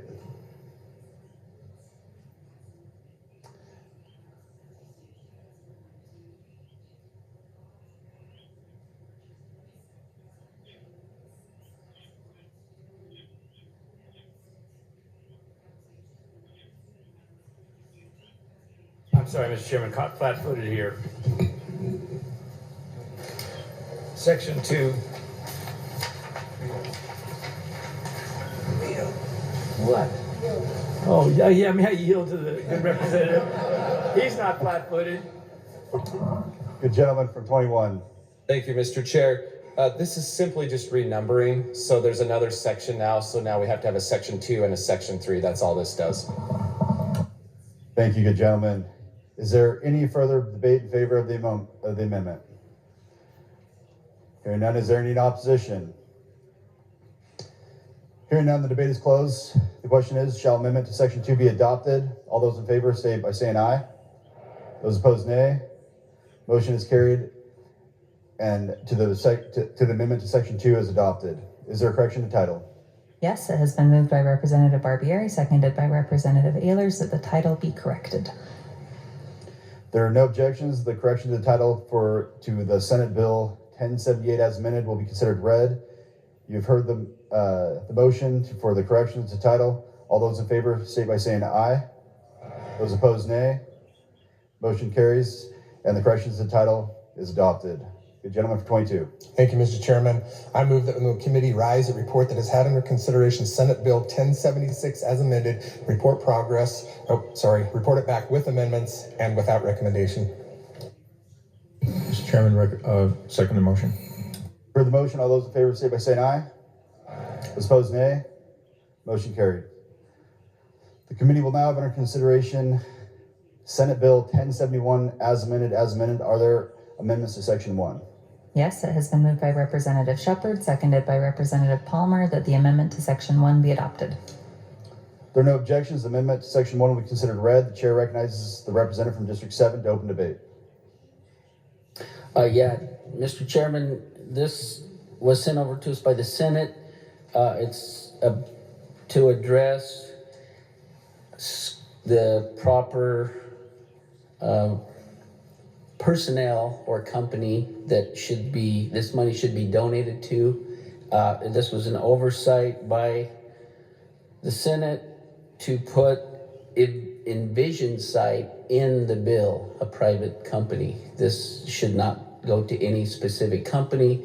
So our amendment puts it so it's for any nonprofit that deals with helping people with vision.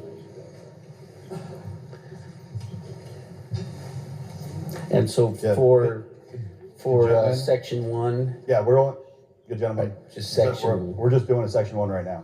Right, correct. Yep. So for Section 1, essentially that's what the amendment does, is take a private company out and put it for any nonprofit. I'll leave it at that. Is there any further debate in favor of the amendment? Is there any debate in opposition of the amendment? Hearing none, the debate is closed. The question is, shall the amendment to Section 1 be adopted? All those in favor say by saying aye. Those opposed, nay. Motion is carried, and the amendment to Section 1 adopted. Are there amendments to Section 2? Yes, it has been moved by Representative Shepherd, seconded by Representative Palmer, that the amendment to Section 2 be adopted. There are no objections to amendment to Section 2 will be considered read. The chair recognizes the representative from District 7 to open debate. Yeah, Mr. Chairman, it's my understanding that the same purpose for Section 2, they're changing essentially taking away one private company and putting it so it goes to any nonprofit.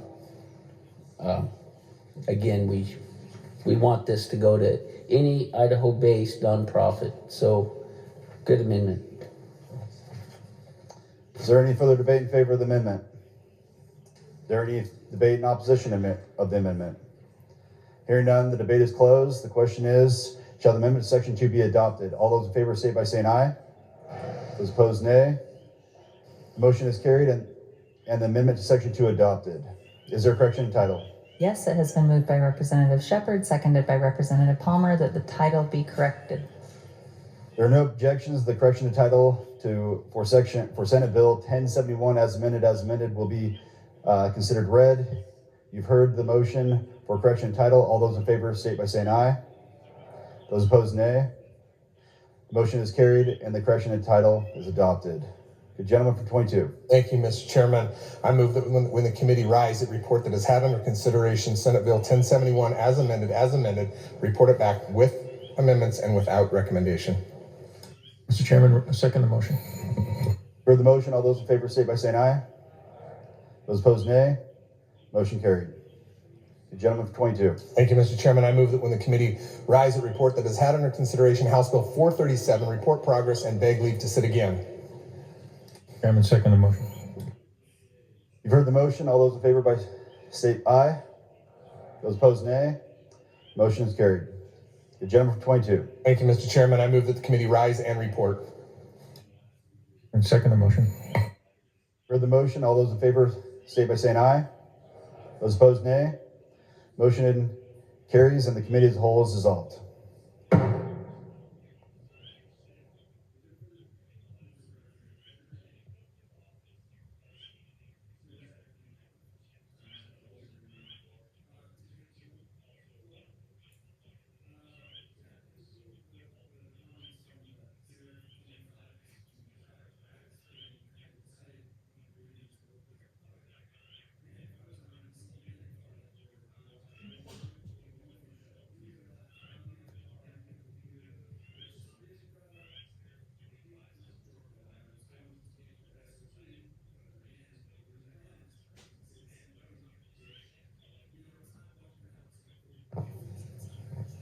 Order.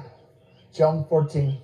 Yes, Mr. Speaker, we as your committee as a whole report back that we've had under consideration Senate Bill 1076 as amended and Senate Bill 1071 as amended, and report them back without recommendation as amended. We've also had under consideration House Joint Memorial 2, House Bill 387, House Bill 437, and Senate Bill 1066 as amended, and report progress and beg leave sit again.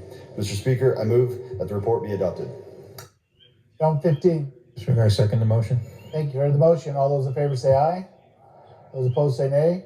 The motion passes. The Senate Bill 1076 and Senate Bill 1071 is amended. We filed on the first reading calendar.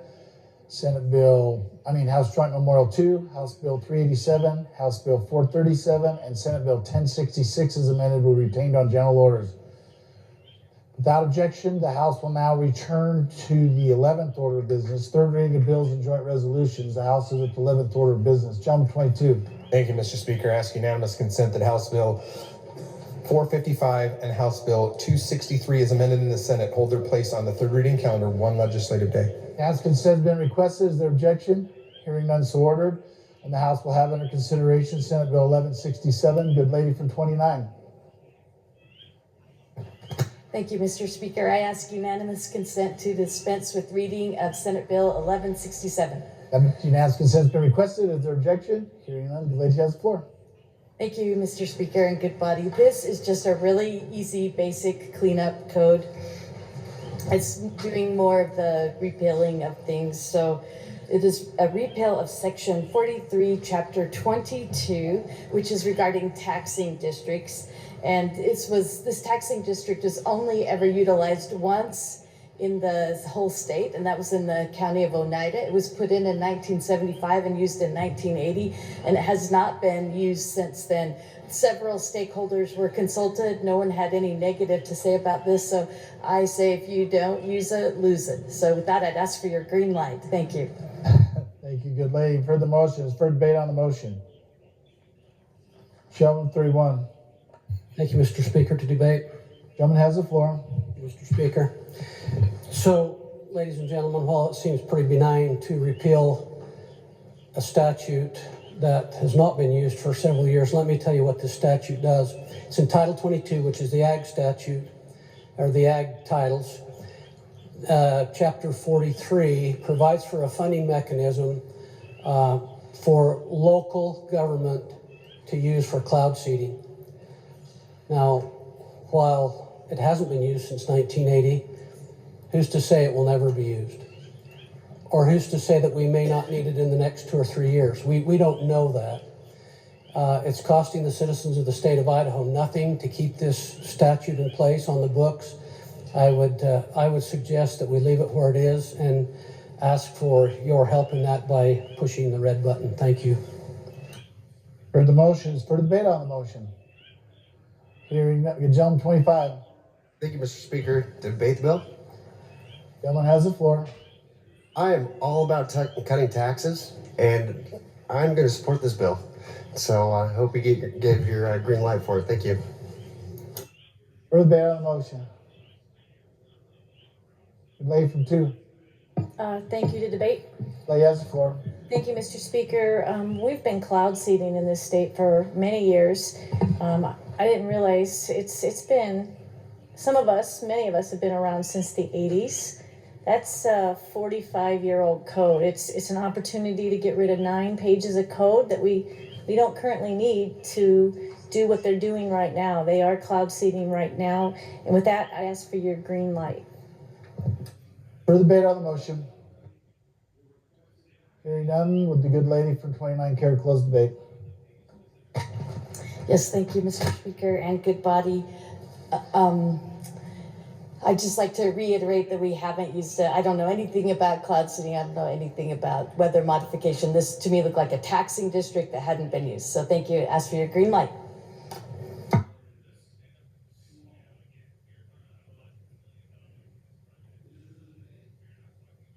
Debate is closed. Question is, shall Senate Bill 1167 pass the House?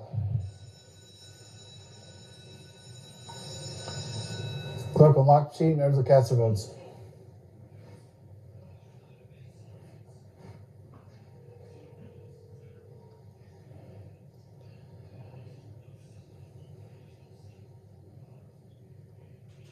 Has every member voted? Does any members change their vote? Clerk will lock the sheet and record the roll. 55 ayes, 13 nay, 2 absent, excused, majority having voted in favor of Senate Bill 1167. Senate Bill 1167 is passed the House. Correction title. No correction to title. Hearing none, the title is approved. Bill to transfer Senate. The House will now have before it Senate Bill 1170. Good lady from 9. Thank you, Mr. Speaker. I would ask for unanimous consent that we dispense with further reading of Senate Bill 1170. Unanimous consent's been requested. Is there objection? Hearing none, the has the floor. Thank you, Mr. Speaker. This is just a process bill. This is about cyanide permitting. We have about 3 gold mines that are ready to use this process, and they need to get a permit from DEQ. So this had not been changed for 30 years. It needed some updating. So for the last 2 years, DEQ have worked with folks to come up with something. They're moving a lot of the rules into code. And cyanide can sound kind of spooky, but let me tell you, we have naturally occurring cyanide in some of these things we eat all the time. Cherries, plums, elderberries, almonds, and for the good-looking gentleman from 22, I know he'll be excited about this, lima beans and spinach. Come on. I'm sorry, I had to do that since he hates vegetables. So this is not to change any of the environmental standards. This is just a process bill. It provides for public notice. There's a 60-day public notice timeline on this. And it sets out 30 days to complete the application. Right now, if DEQ doesn't have time to look over your application, you have to start the time clock all over again. This will set out that they'll be allowed to ask for an extension of time instead of starting all over again. And right now, one of the mines that is about to open has a 22,000 page permit. So it's very, very extensive. Anyway, I would ask for your green light. Thank you. Thank you, lady, for the motions, for debate on the motion. Lady from 19. Thank you, Speaker, to debate the bill. Lady has the floor. Thank you. And I'm sorry I wasn't in committee the other day, and I thank you to everyone who reached out about my daughter who, as all good teenagers do, did something really stupid and ended up needing stitches in the hospital. But I wanted to really talk a little bit about rulemaking and the negotiation process. And so this is not just a process bill. There's a reason we have negotiated rulemaking. It allows for transparency. It allows all affected groups to the table, experts, adversaries, industry, and most importantly, everyday Idahoans who want their voices heard on important topics like this one. I don't know anything more important than topics that relate to the health and safety, not only of us as human beings, but our water, wildlife, and the state itself, right? Rulemaking takes time. It's supposed to. It's a good reason for it. The rule that we're talking about right now was negotiated 3 years ago. It went through the process and was agreed upon not only by all parties, but had public input. What has changed is that one specific industry project wants things to go faster. And I am not against mining in Idaho. Mining is as much Idaho as is protecting the Snake River, which we talked about earlier. But we have all these rules and these public checks on this particular industry because, as we know, the last time we let it go full rein on the state, the health and safety of the water in our land suffered. This bill does not allow for public comment. It says specifically on page 8, line 5, that public comment may, right? You may open it up to public comment. You don't have to, like the actual rulemaking process, which requires, it says we must allow for public comment. This says that not only the state, but the industry may or may not allow it for public comment. So liberty, as we all know, means freedom from the government making decision, which we do not get consulted on as the people. And so moving rules into code reduces liberty, and for that reason, I am against this, and I hope you are too. Debate on the motion. Gentleman 30. Thank you, Mr. Speaker, to debate. Gentleman has the floor. I'm an enthusiastic green light on this. I do have a question, if the lady from 9 will yield. Did the good lady from 9 yield to a question from the gentleman from 30? Certainly. Lady yields. Thank you, Mr. Speaker. Good lady, did you say cyanide or cyanide? For the win. Touche. Mr. Speaker and good gentlemen, if we see the good-looking gentleman from 22 bringing spinach in, then we'll know it was cyanide. Very good. If we don't end soon, we'll all be drinking cyanide. Speaker. That's all I have. Thank you. Further debate on the motion. Gentleman from... Thank you, Mr. Speaker, to debate. Gentleman has the floor. The good lady from 9, when she said the number of pages to the permitting process, 22,000. Our state, as well as other states, have been plagued by lawsuits and federal code and DEQ that have kept the wealth of our country locked in the ground. It's time that we move some of this aside. I know that cyanide sounds like a dangerous word. When I was a child, my father was a precious metal player. It was all over the shop. They're not doing anything to endanger us. They're just trying to get the wealth out of the ground. This will allow them to process partially on site before they send it out to have it done the rest of the way. Let's dig a little, drill a little, and let's let the wealth come into Idaho. Give this your green light. For debate on the motion. Hearing none, the lady from 9, care to close debate. Thank you, Mr. Speaker. I'd just like to bring your attention, page 9, line 22 and 23. Public comment shall be permitted for 60 days. So they must let public comment go forward for 60 days. The public isn't shut out at all. Thank you. Thank you, lady. Debate's closed. Question is, shall Senate Bill 1170 pass the House?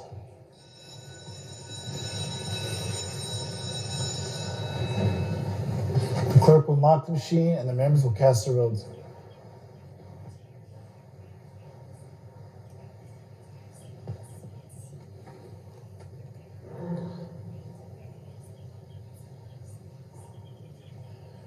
Has every member voted? Does any member wish to change their vote? Clerk will block the machine and report the pairs. Palmer votes aye. Rubel votes nay. 61 ayes, 8 nays, 1 absent and excused. Majority having voted in favor of Senate Bill 1170. Senate Bill 1170 is passed the House. Correction to title. Hearing none, the title is approved. The bill will be transferred to the Senate. The House will now return to this without objection to the 7th order of business. Motions, memorials, and resolutions. The House at the 7th order of business. Gentleman 22. Thank you, Mr. Speaker, for privilege and motion. Gentleman has the floor. Thank you, Mr. Speaker. Good ladies and gentlemen, going to jump here on the second reading calendar. We need to pick up some more bills so that we can get closer to that cyanide type of thing that the good gentleman was hoping we'd get to the end of it. Mr. Speaker, with that, I move that all rules interfering with the immediate consideration of House Bill 457 be suspended, making it possible for the immediate consideration of House Bill 457. Mr. Speaker, I second the motion. Thank you. You've heard the motion. It's not a debatable motion and requires 2/3 of the body or 47 votes to pass.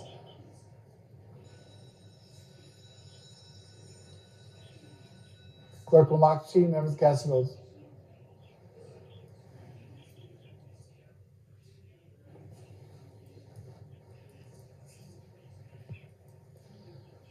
Has every member voted? Green. McCann. Clerk will lock the machine. Has anybody changed their vote? Clerk will lock the machine and record the roll.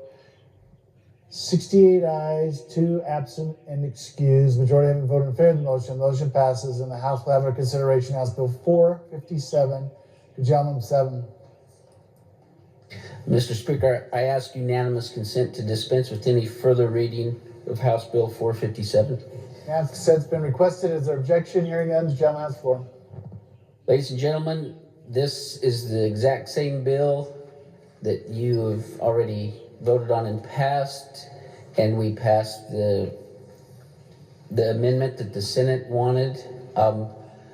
Because of process, we have to just run it back through the House and the floor so that we keep with tradition. This, again, takes sales tax away from any entity that does animal rescue, local governments included. Great bill. You've already, I don't want to hash it over. We did enough of that this morning, so I ask for your yes vote. For the motions, for debate on the motion.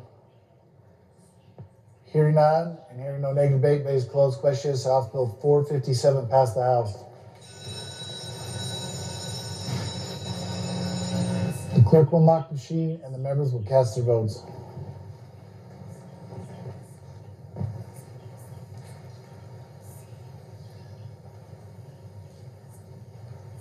Has every member voted? Has anybody changed their vote? Clerk will lock the machine and record the roll. 68 ayes, 2 absent and excused. Majority having voted in favor of House Bill 457. House Bill 457 is passed the House. Correction to title. No correction to title. Hearing none, the title is approved. Bill is transferred to the Senate. Gentleman 22. Thank you, Mr. Speaker. I ask unanimous consent that the roll call used for suspension of rules on House Bill 457 now be used for the suspension of rules on Senate Bill 1183, making it possible for the immediate consideration of Senate Bill 1183. Unanimous consent has been requested. Is there objection? Hearing none, the roll call used for the suspension of rules on House Bill 457 were 68 ayes, 2 absent and excused. The rules are suspended, and the House will have it in consideration. Senate Bill 1183. Good lady from 9. Thank you, Mr. Speaker. I ask for unanimous consent. We dispense with further reading of Senate Bill 1183. Unanimous consent has been requested. Is there objection? Hearing none, the lady has the floor. Thank you, Mr. Speaker. So this is a proactive bill to try to prevent wildfires. And we've seen, again, across the West, all kinds of fires. A lot of times the electric companies have been blamed for these fires. So we're trying to get ahead of this and have the electric companies, the 3 large ones, and then any of those small co-ops that want to join into this, What they would do is write a management plan. I know one of the big power companies has written a 250-page management plan already, but they will submit these to the Public Utilities Commission. The Public Utilities Commission then will solicit comment from our state forester over at IDL, because that's where the expertise in wildfire comes from. And for any of those local fire districts, the timber associations that have the fire protection, to make sure that they're doing that right. So IDL and the fire folks, they don't have the expertise on electricity, and the PUC does not have the expertise on fire, so we're marrying them up together. Now, probably not too many people have a lot of sympathy for those three big power companies, but there is a lot of sympathy for those very small co-ops. One fire with a lawsuit will put them into bankruptcy. And small co-ops like the one over at Salmon and Chalice, the one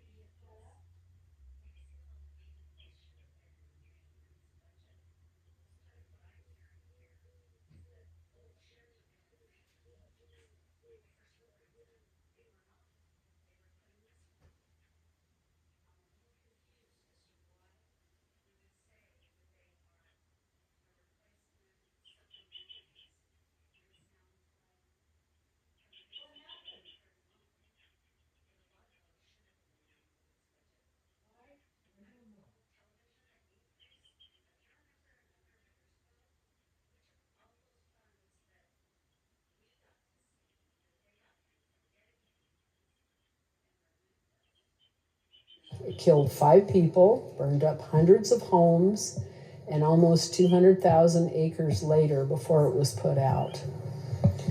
So this is the kind of thing we're trying to prevent. A lot of times in the forest, the Forest Service will not allow them to go into those right-of-ways and get rid of the brush and the dead trees that will fall over the power lines and take the line down and cause the fire.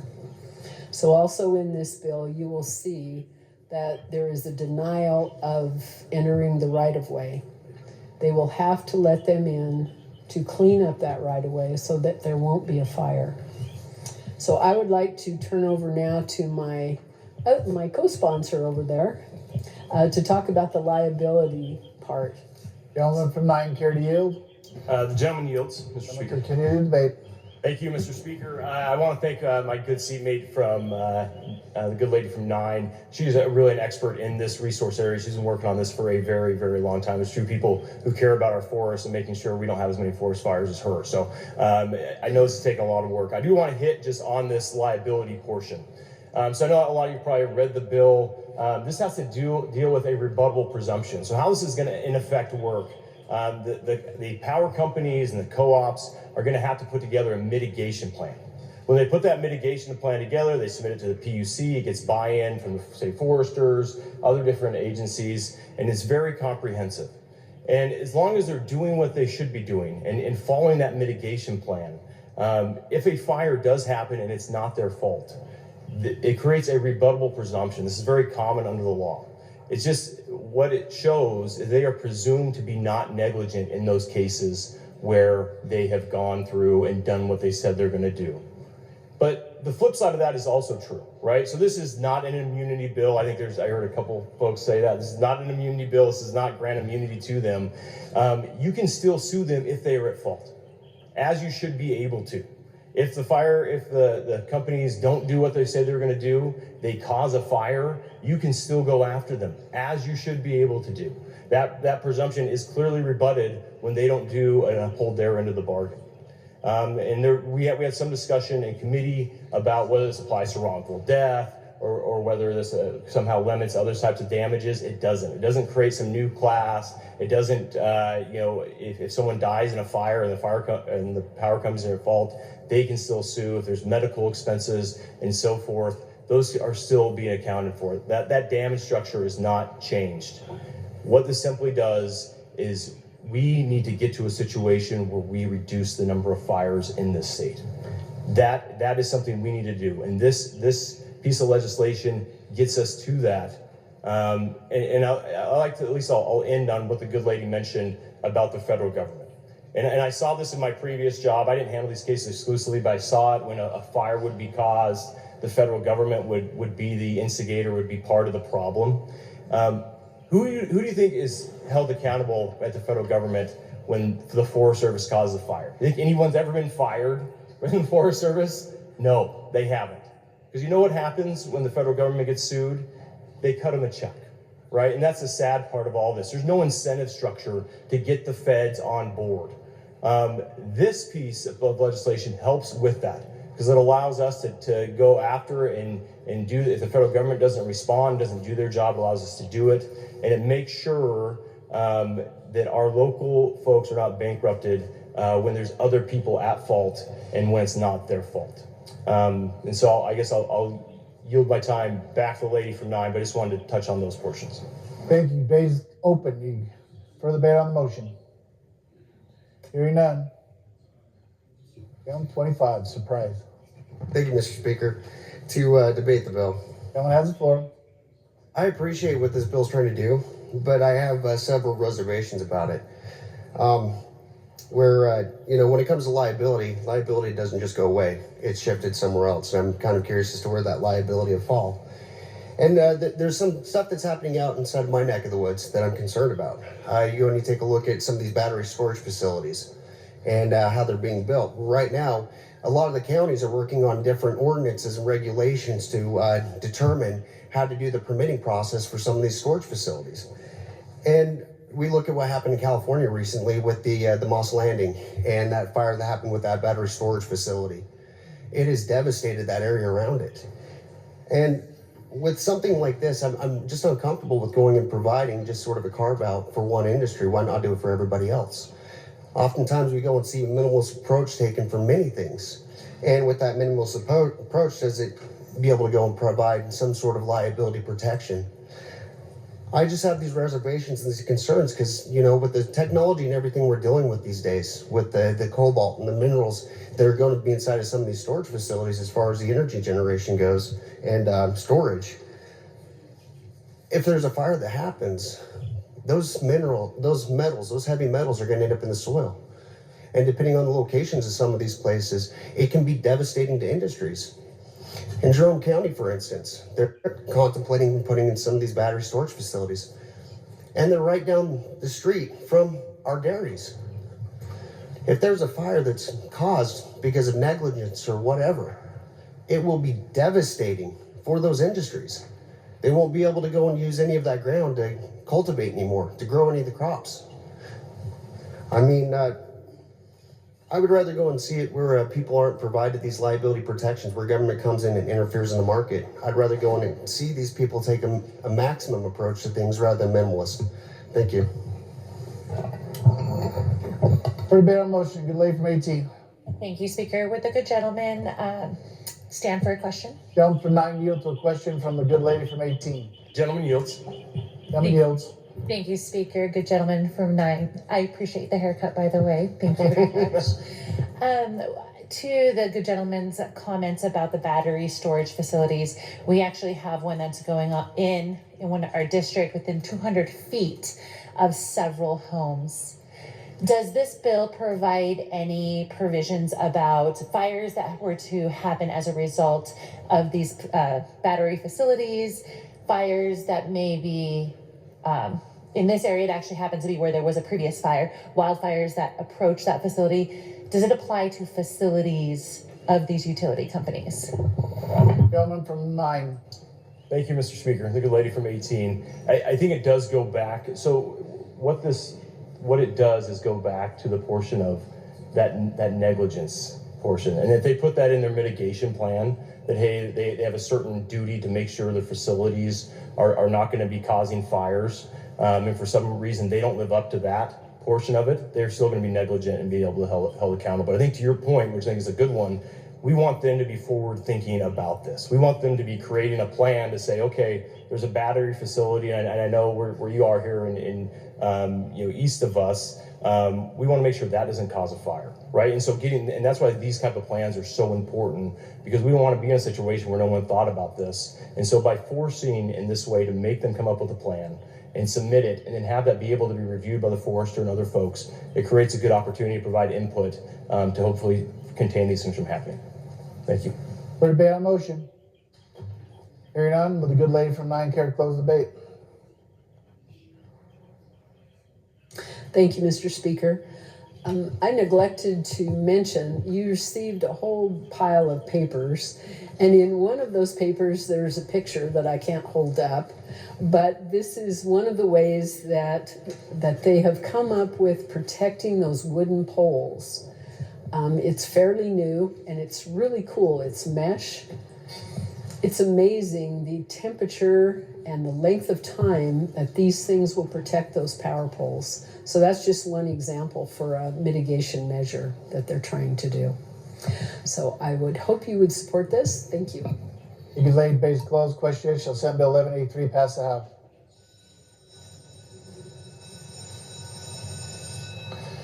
Clerk will unlock the machine and the members will cast their vote.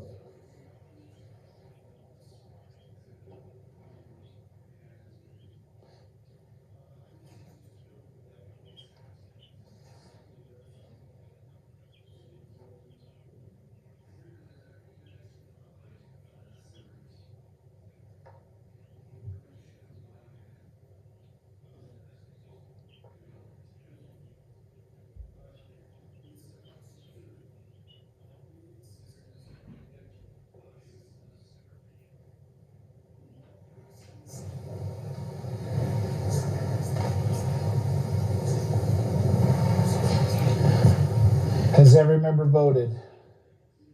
Handy. Shepherd. Does any members change their vote?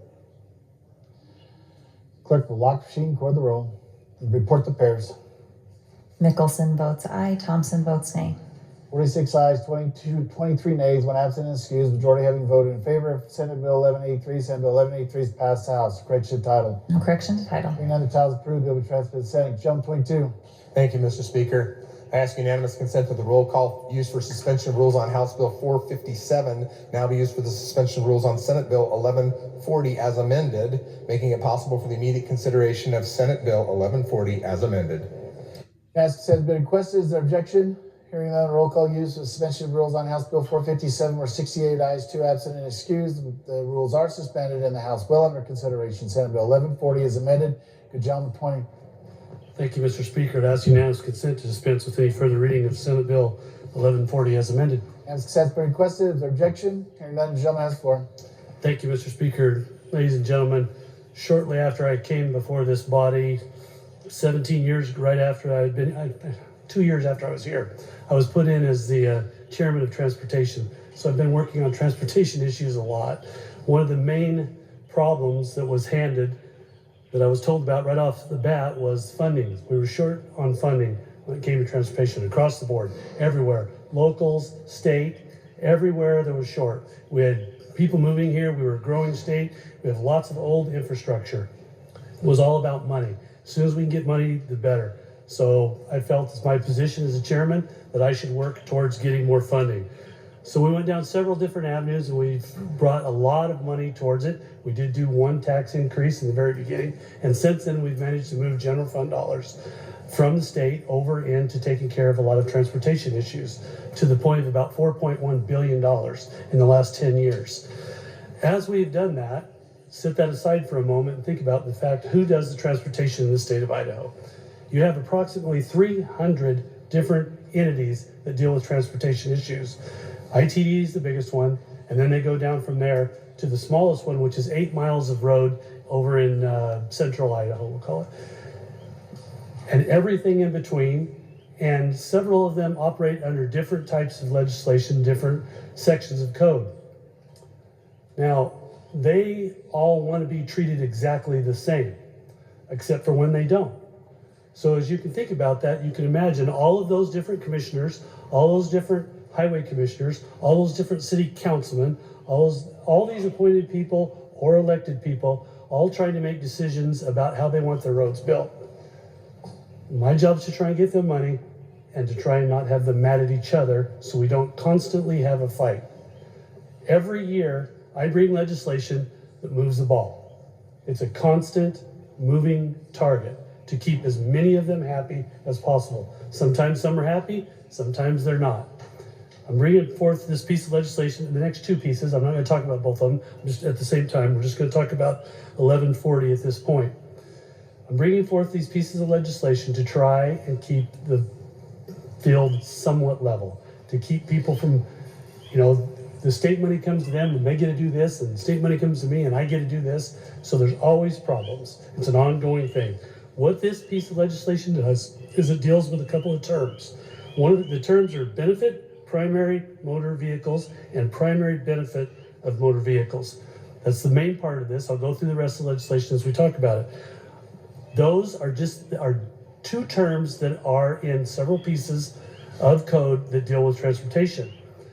And this is a definition of those two because there's been some confusion over that. Some people use it different than others, some of the different locations.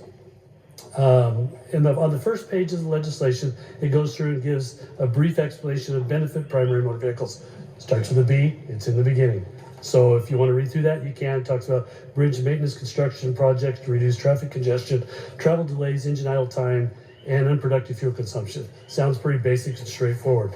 Everybody probably agrees with that. And then we go on to the next page of it, alphabetical order down to primary benefit of motor vehicles. I can't actually answer the question of why both of those terms ended up in code, but at some point we slipped one in thinking it was the other, and it was actually a bit of a mistake probably. But they both basically mean the same thing. This is a little bit expanded when it goes down through here. Bridge maintenance and construction projects to reduce traffic congestion.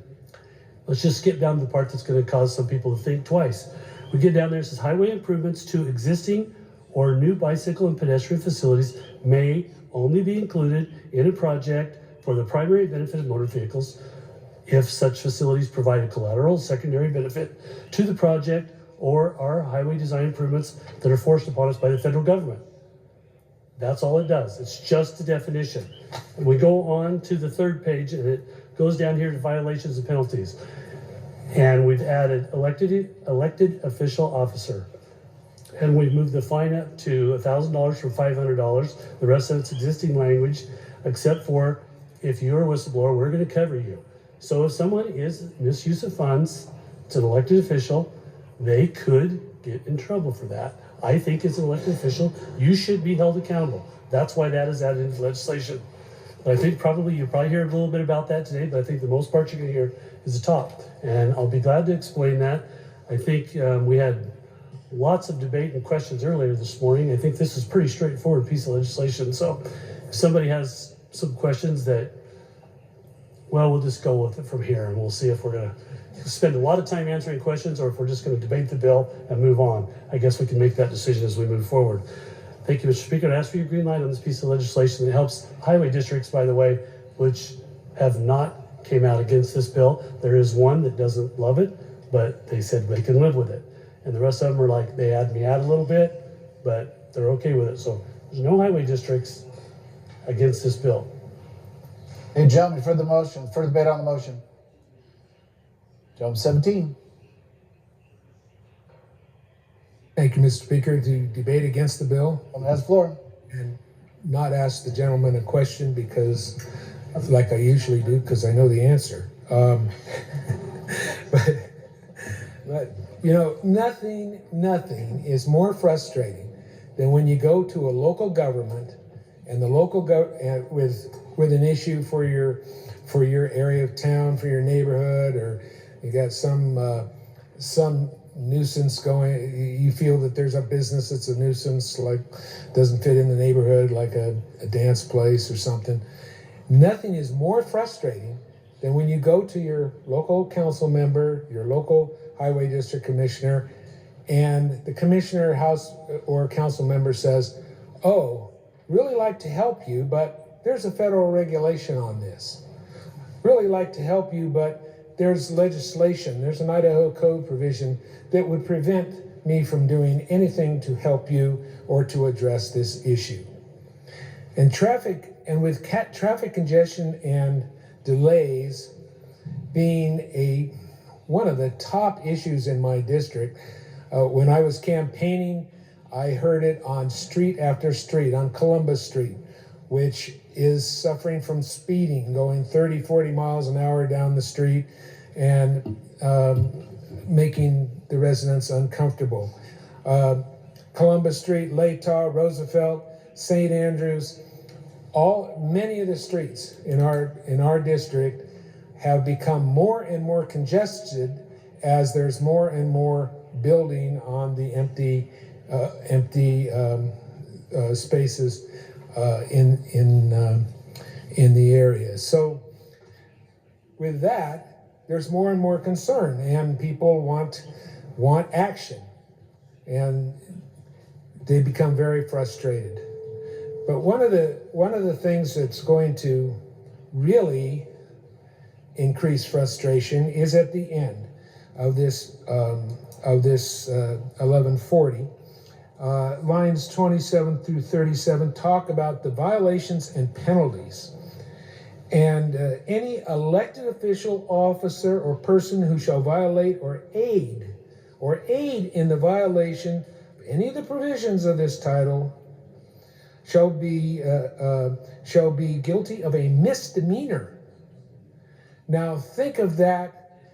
Think of yourself as a county commissioner, as a highway district commissioner, and you're making a decision that really could go either way, and you make the wrong one, and then somebody, and you know they're out there, oh, you committed a misdemeanor, I'm going down to see the prosecutor because you have made a decision to spend money in a particular way, and that is a crime. Not a civil penalty, but it's a crime.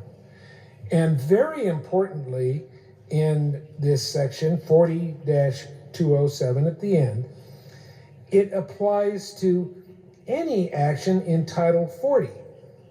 Well, Title 40 is huge. It's got provision after provision here. It's got a total of 24 chapters. Deals with taxes, deals with highway decisions, deals with offices. It's not just about embezzlement or taking the money and using it for your own purposes or improperly. It is very, very broad. And what can happen is you've got people out there that get mad at the highway district, just like they get mad at us. And all of a sudden, oh my gosh, this commissioner is terrible and demand, and they write on social media, and they go and they get this section and they say misdemeanor, misdemeanor, misdemeanor. That is a huge concern. And may I just briefly refer, Mr. Speaker, to 1144 since they're kind of together. Unanimous consent has been requested to refer to pending legislation. Gentleman 20. No, I'll object. Okay. An objection. All right. I won't refer to that, but there may be some decisions that are very, very close questions that may come up in the future, and and you got this misdemeanor thing, and this is what it's going to do. I don't know that you get charged with a misdemeanor, but you're going to be real careful and real cautious, and you make and it could have a lot of unintended consequences, because you'll say, well, I want to do this for this developer, but I'm kind of nervous about doing that because of this misdemeanor thing. So I don't think it's just going to work one way, a way that maybe an author of legislation would like. It might work the other way too. So I encourage you to vote no on this particular Senate Bill 1140, and I would encourage, if it comes back, that we do something about this misdemeanor thing, because, well, I mean, think about it. If all of our votes could subject us to misdemeanors, if we violated a whole big section of Idaho code, I would be very uncomfortable. Thank you. For the debate on the motion, the lady from 17. Thank you, Mr. Speaker. To debate the bill.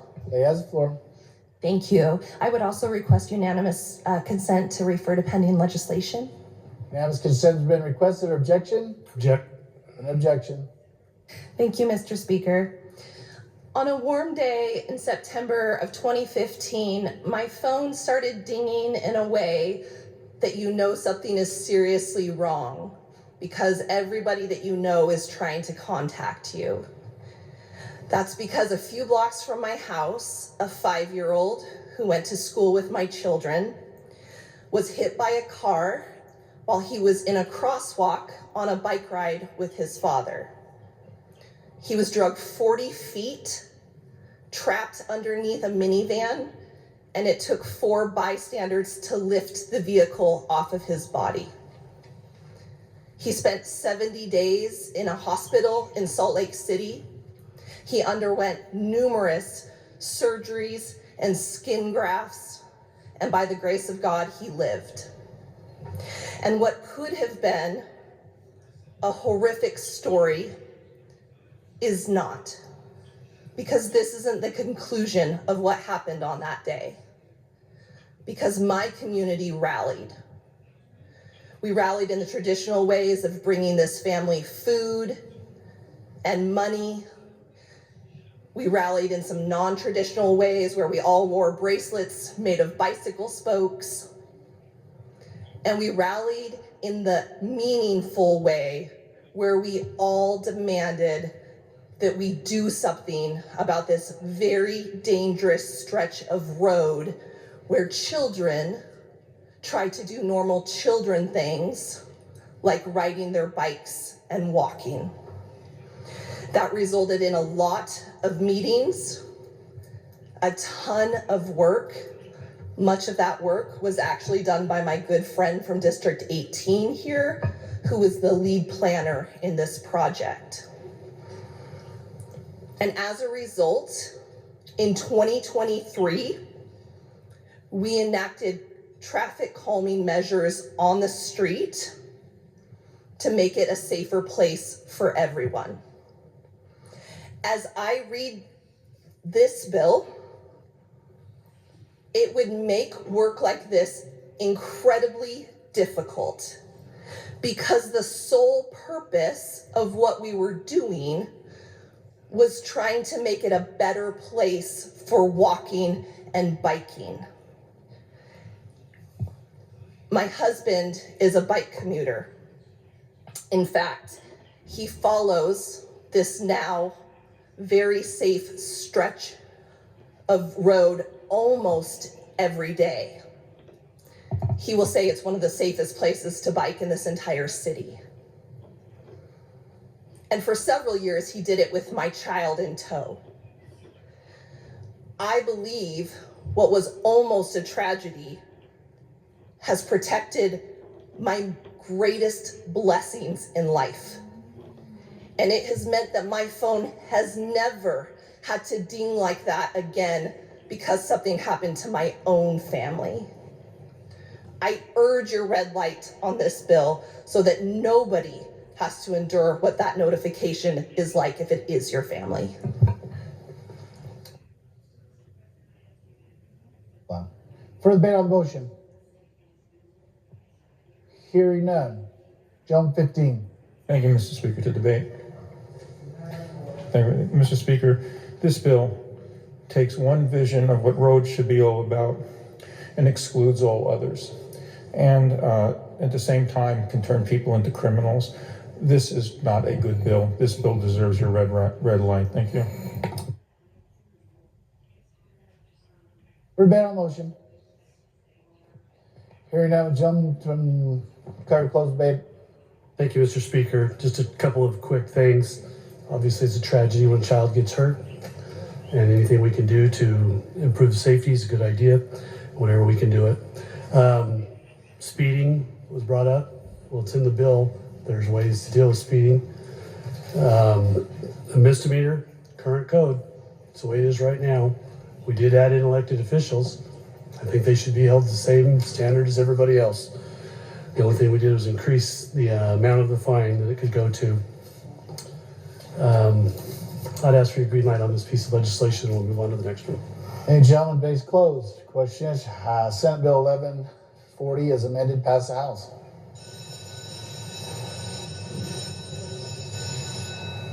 Clerk will mark the sheet. Members will cast the votes.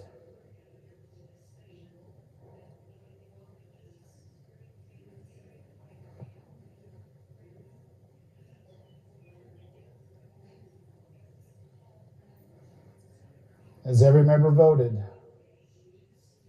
Razor. Does any member wish to change their vote?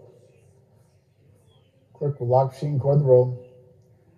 59 ayes, 9 nays, 2 absent, excused. Majority having voted in favor of Senate Bill 1140 as amended. Senate Bill 1140 as amended is passed House. Correct your title. No correction to title. Hearing none, title approved. Bill transferred to the Senate. Gentleman from 22. Thank you, Mr. Speaker. I ask unanimous consent to the roll call used for suspension rules on House Bill 457 now be used for the suspension rules on Senate Bill 1144, making it possible for the immediate consideration of Senate Bill 1144. Unanimous consent been requested. Is there objection? Hearing none, the roll call used suspension rules on House Bill 457 is amended with 68 ayes, 2 absent, and excused. The rules are suspended. The House will have before it House Bill 1144, Senate Bill 1144. Good gentleman, 20. Thank you, Mr. Speaker. I'd ask unanimous consent to dispense with any further reading of Senate Bill 1144. Unanimous consent been requested. Objection? Hearing none, gentleman has the floor. Thank you, Mr. Speaker. I was waiting for the objection. I could read the bill. It wouldn't take very long. It's not a very long bill. Ladies and gentlemen, what this does is it explains what county commissioners and highway district commissioners, what they can do when it comes to laying out highways. And in current code, it basically says commissioners may lay out new highways within the county as they determine to be necessary. The right-of-way of any highway shall not be less than 50 feet wide, except in exceptional cases. Commissioners may also change the width and location or straighten lines of any highway under their jurisdiction. That's current code. We're going to change that a little bit. It still has most of that information there, but it adds a few other things. The right of any highway shall not be less than 50 feet. That's in current code. Exceptional cases. So there is a bit of as you're paying attention to this piece of, this is not residential area. So this is outside of the residential areas. Now, there are some streets that have residents on them that are a little, more than what you'd consider a normal residential street. So it does get a little bit tricky sometimes to deal with it. So there are options to how to deal with things. So existing or new pedestrian and bicycle facilities may only be improved as a secondary or collateral benefit to any highway project, or is necessary to improve the safety of pedestrian and bicycle facilities near schools, parks, or other designated pedestrian or bicycle areas. That has been added in. Current code, nothing about bikes, nothing about pedestrian, only about highways. New code adds in places where you can add those. For a highway functioning as a non-residential collector or arterial highway, commissioners may only increase the width, straighten, or relocate the highway. You cannot narrow up a highway. You can only change it, widen it, straighten it, move it. You just can't make it more narrow. Commissioners shall not decrease the width of any non-residential collector or arterial highway. That's it. It's that simple. As for your green light on this piece of legislation, now we can talk about this one.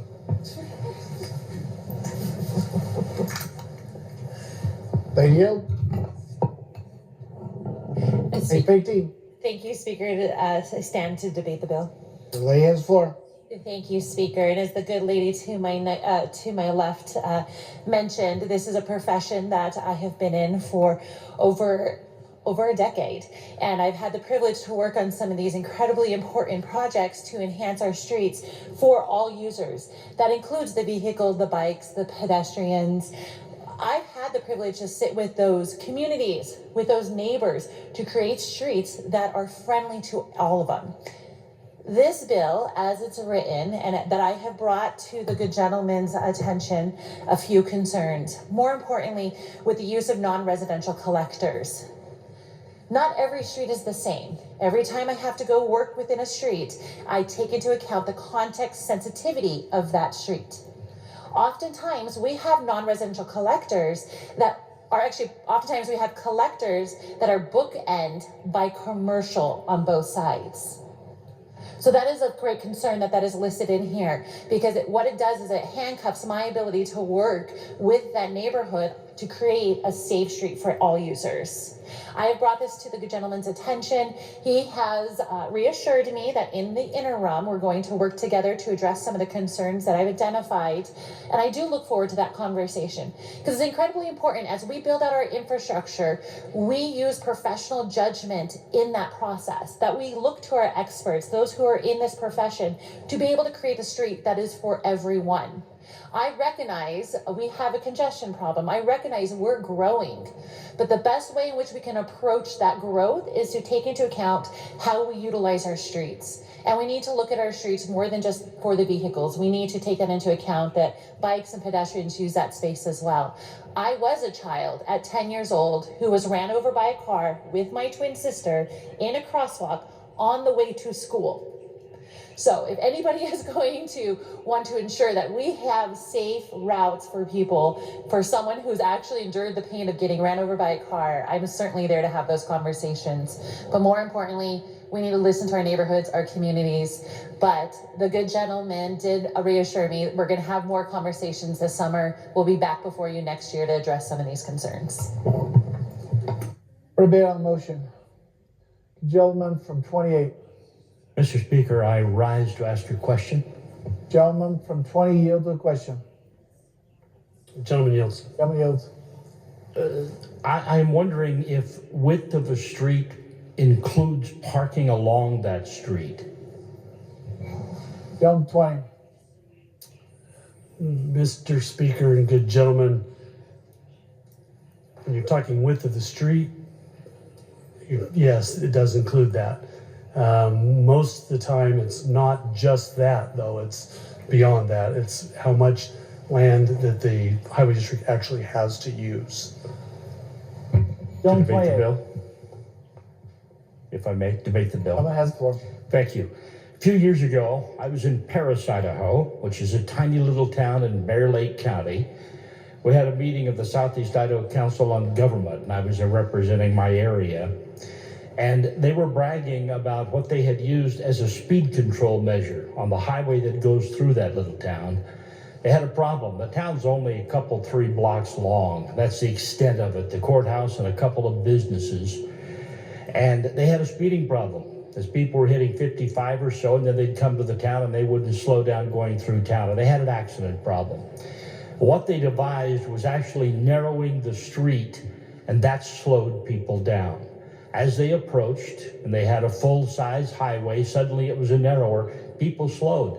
They slowed to the speed limit of 30 and 35 miles an hour as they went through that town. So I'm very concerned that we create an ordinance that doesn't allow that kind of creativity to handle a safety issue in a community. I urge you to vote no. Thank you. For debate on the motion. Hearing none, would gentleman 20 care to close the debate?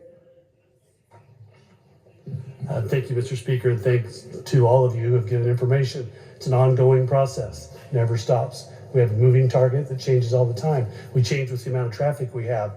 We change with the type of cars we have. We change with new engineering standards that come out. There's new light systems now that actually, as you drive below them, it sees Bluetooth. And so it counts all the Bluetooth that came from one, and then it times it and sets it up for the next intersection. The cars are getting more automated where they will almost not run into each other. You know, there's one representative that might let his car drive itself, and that might be a good thing, I'm not sure. The Paris, Idaho speed problem was that I'm not sure exactly how that applies. If it was they need to narrow up the street or just change the speed limit.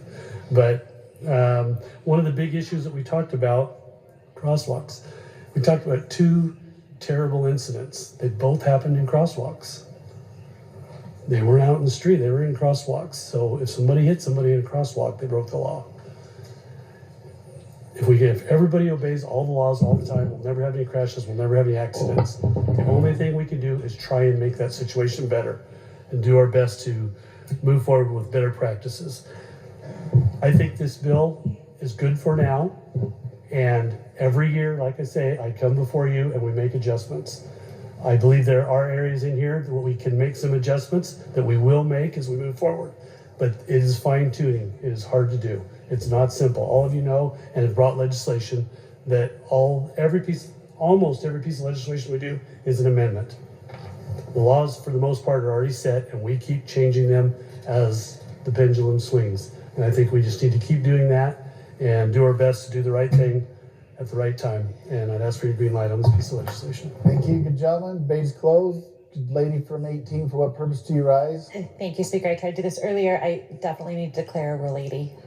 For what reason? I'm a consultant in this field and work on many of these projects. That question be known. Debate is closed. Question yes to Senate Bill 1144 pass the House.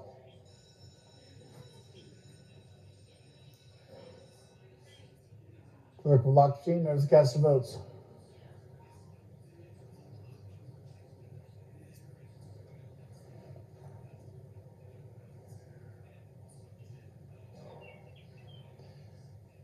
Has every member voted?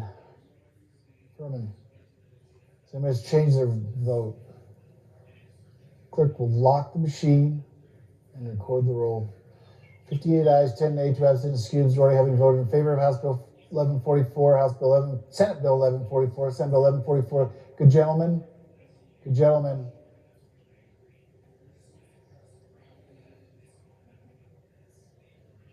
$58 ayes, 10 nays, 2 absent, excused. The majority having voted in favor of Senate Bill 1144. Senate Bill 1144 is passed the House. Correction title. No correction to title. Hearing none, the title is approved. Bill will be transferred to the Senate. Gentleman 22. Thank you, Mr. Speaker. I ask unanimous consent that the roll call used for suspension of rules on House Bill 457 now be used for the suspension of rules on Senate Bill 1159, making it possible for the immediate consideration of Senate Bill 1159. Unanimous consent has been requested. Is there objection? Hearing none, the roll call used for the suspension of rules on House Bill 457 were 68 ayes, 2 absent, and excused. The rules are suspended and the House will under consideration Senate Bill 1159. Good gentleman from 1. All right, thank you, Mr. Speaker. Request unanimous consent for our chief clerk to stop further reading. Unanimous consent has been requested. Is there objection? Hearing none, it's ordered. Good afternoon. Keep this short. Senate Bill 1159 is a trailer bill. Many of you may remember the EMS bills that we passed here out of this House. House Bills 206 and 207. They've completed their journey and been signed off. While in the course of working on House Bill 206, I took a call from an Idaho County commissioner, actually past representative here, or was it a senator, regardless, who had a question about one sentence in the 67-page House Bill 206. I vowed then that we would fix that, and the sentence in 1159 is just simply deleted. And it's just a clarification. He had a difference of opinion with me on if his county was covered or not. This clarifies it, that he doesn't have to have a full county plan to get any grant money from the EMS fund. So that's it, simple as can be. Has the support of our Association of Counties as well. I ask for your green light. Thank you. For the motions, for the debate on the motion. Hearing none. Debate is closed. Question is, shall Senate Bill 1159 pass the House?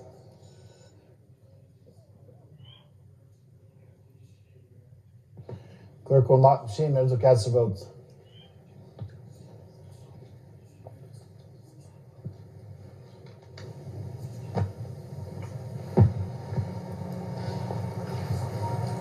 Has every member voted? Birch. Does any members change their vote? Clerk will actually record the roll. 69 ayes, 1 absent, excused, majority having voted in favor of Senate Bill 1159. Senate Bill 1159 is passed House. Correction of title. No correction to the title. Hearing none, the title is approved. Bill will be transmitted to the Senate. Without objection, the House will return to the fifth order of business. Report of standing committees. The House is at the fifth order of business.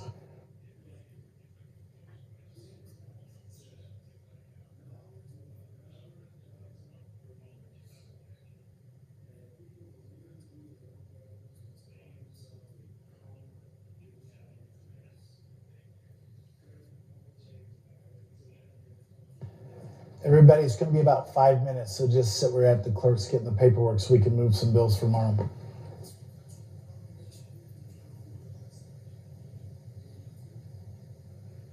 If I gavel you out, you'll all leave and be noisy. So don't leave and be noisy. The House will be at ease. I'm just calling the chair.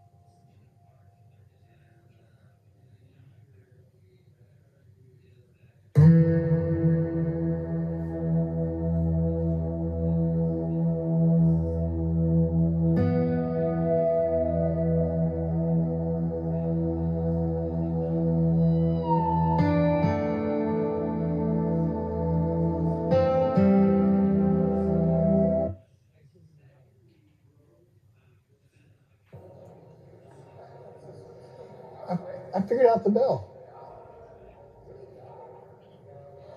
No hugging in a well. House will be in order. Before going to ease, the House at the fifth order of business. Report of Standing Committees, the House is at the fifth order of business. In the House of Representatives, March 27th, 2025, Mr. Speaker, we, your Committee on Judiciary Rules and Administration, report that we have printed House amendments to Senate Bills 1076 and 1071 as amended. SCOG Chairman. March 27th, 2025, Mr. Speaker, we, your Committee on Judiciary Rules and Administration, report that we have printed House Bills 464, 465, and 466. SCOG Chairman. House Bill 464, 465, and 466 will be filed for the second reading calendar. March 27th, 2025, Mr. Speaker, we, your Committee on Judiciary Rules and Administration, report that we have had under consideration House Bill 422 and recommend that it do pass. SCOG Chairman. House Bill 422 will be filed for the second reading calendar. March 27th, 2025, Mr. Speaker, we, your Committee on Judiciary Rules and Administration, report that we have had under consideration Senate Bill 1181 and report it back to be placed on general order. SCOG Chairman.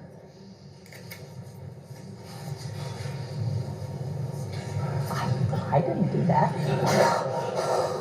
House Bill 1181 will be placed on general orders. House will now advance to the eighth order of business. Introduction, first reading, reference of bills and joint resolutions. House at the eighth order of business. March 27th, 2025, Senate Bill 1076 as amended in the House by State Affairs Committee regarding Idaho Administrative Procedure Act. Senate Bill 1071 as amended in the House by Transportation Committee regarding transportation. Senate Bill 1076 is amended, and Senate Bill 1071 is amended will be filed for the second reading calendar. Without objection, the House now advances to the 15th order of business. Announcements, the House at the 15th order of business. Are there announcements? Delay from 18. Thank you, Mr. Speaker, for an announcement. Lay the floor. I would like to welcome to the gallery two very buff guys. One of them is my husband, John. The other is his friend, Jason Fogel, who is out visiting from Ohio. He flew to Boise for a weightlifting competition, and earlier this afternoon, he became the National Masters weightlifting champion. So congratulations, Jason. Congratulations. Further announcements. Hear none, clerk may read. House Appropriations Committee will meet jointly with Senate Finance Friday, March 28th, 8 a.m., room C310, Horman, Chairman. House Education Committee will meet subject to call of the chair, Pickett, Chairman. House Revenue and Taxation Committee will not meet Friday, March 28th, Cannon, Chairman. And House State Affairs Committee will not meet Friday, March 28th, Crane 13, Chairman. Are there further announcements? Hearing that, House advanced 16th order of business adjournment. The House is 16th order of business, Jump 22. Thank you, Mr. Speaker. I move that the House now adjourn till 10:30 Friday, March 28th, 2025. Delayed from 18. Mr. Speaker, I second the motion. Thank you, lady. You've heard the motion, non-debatable motion. All those in favor of adjourning, say aye. All those opposed, say nay. Motion passes. The House adjourned until the hour of 10:30 a.m. Friday, March 28th, 2025.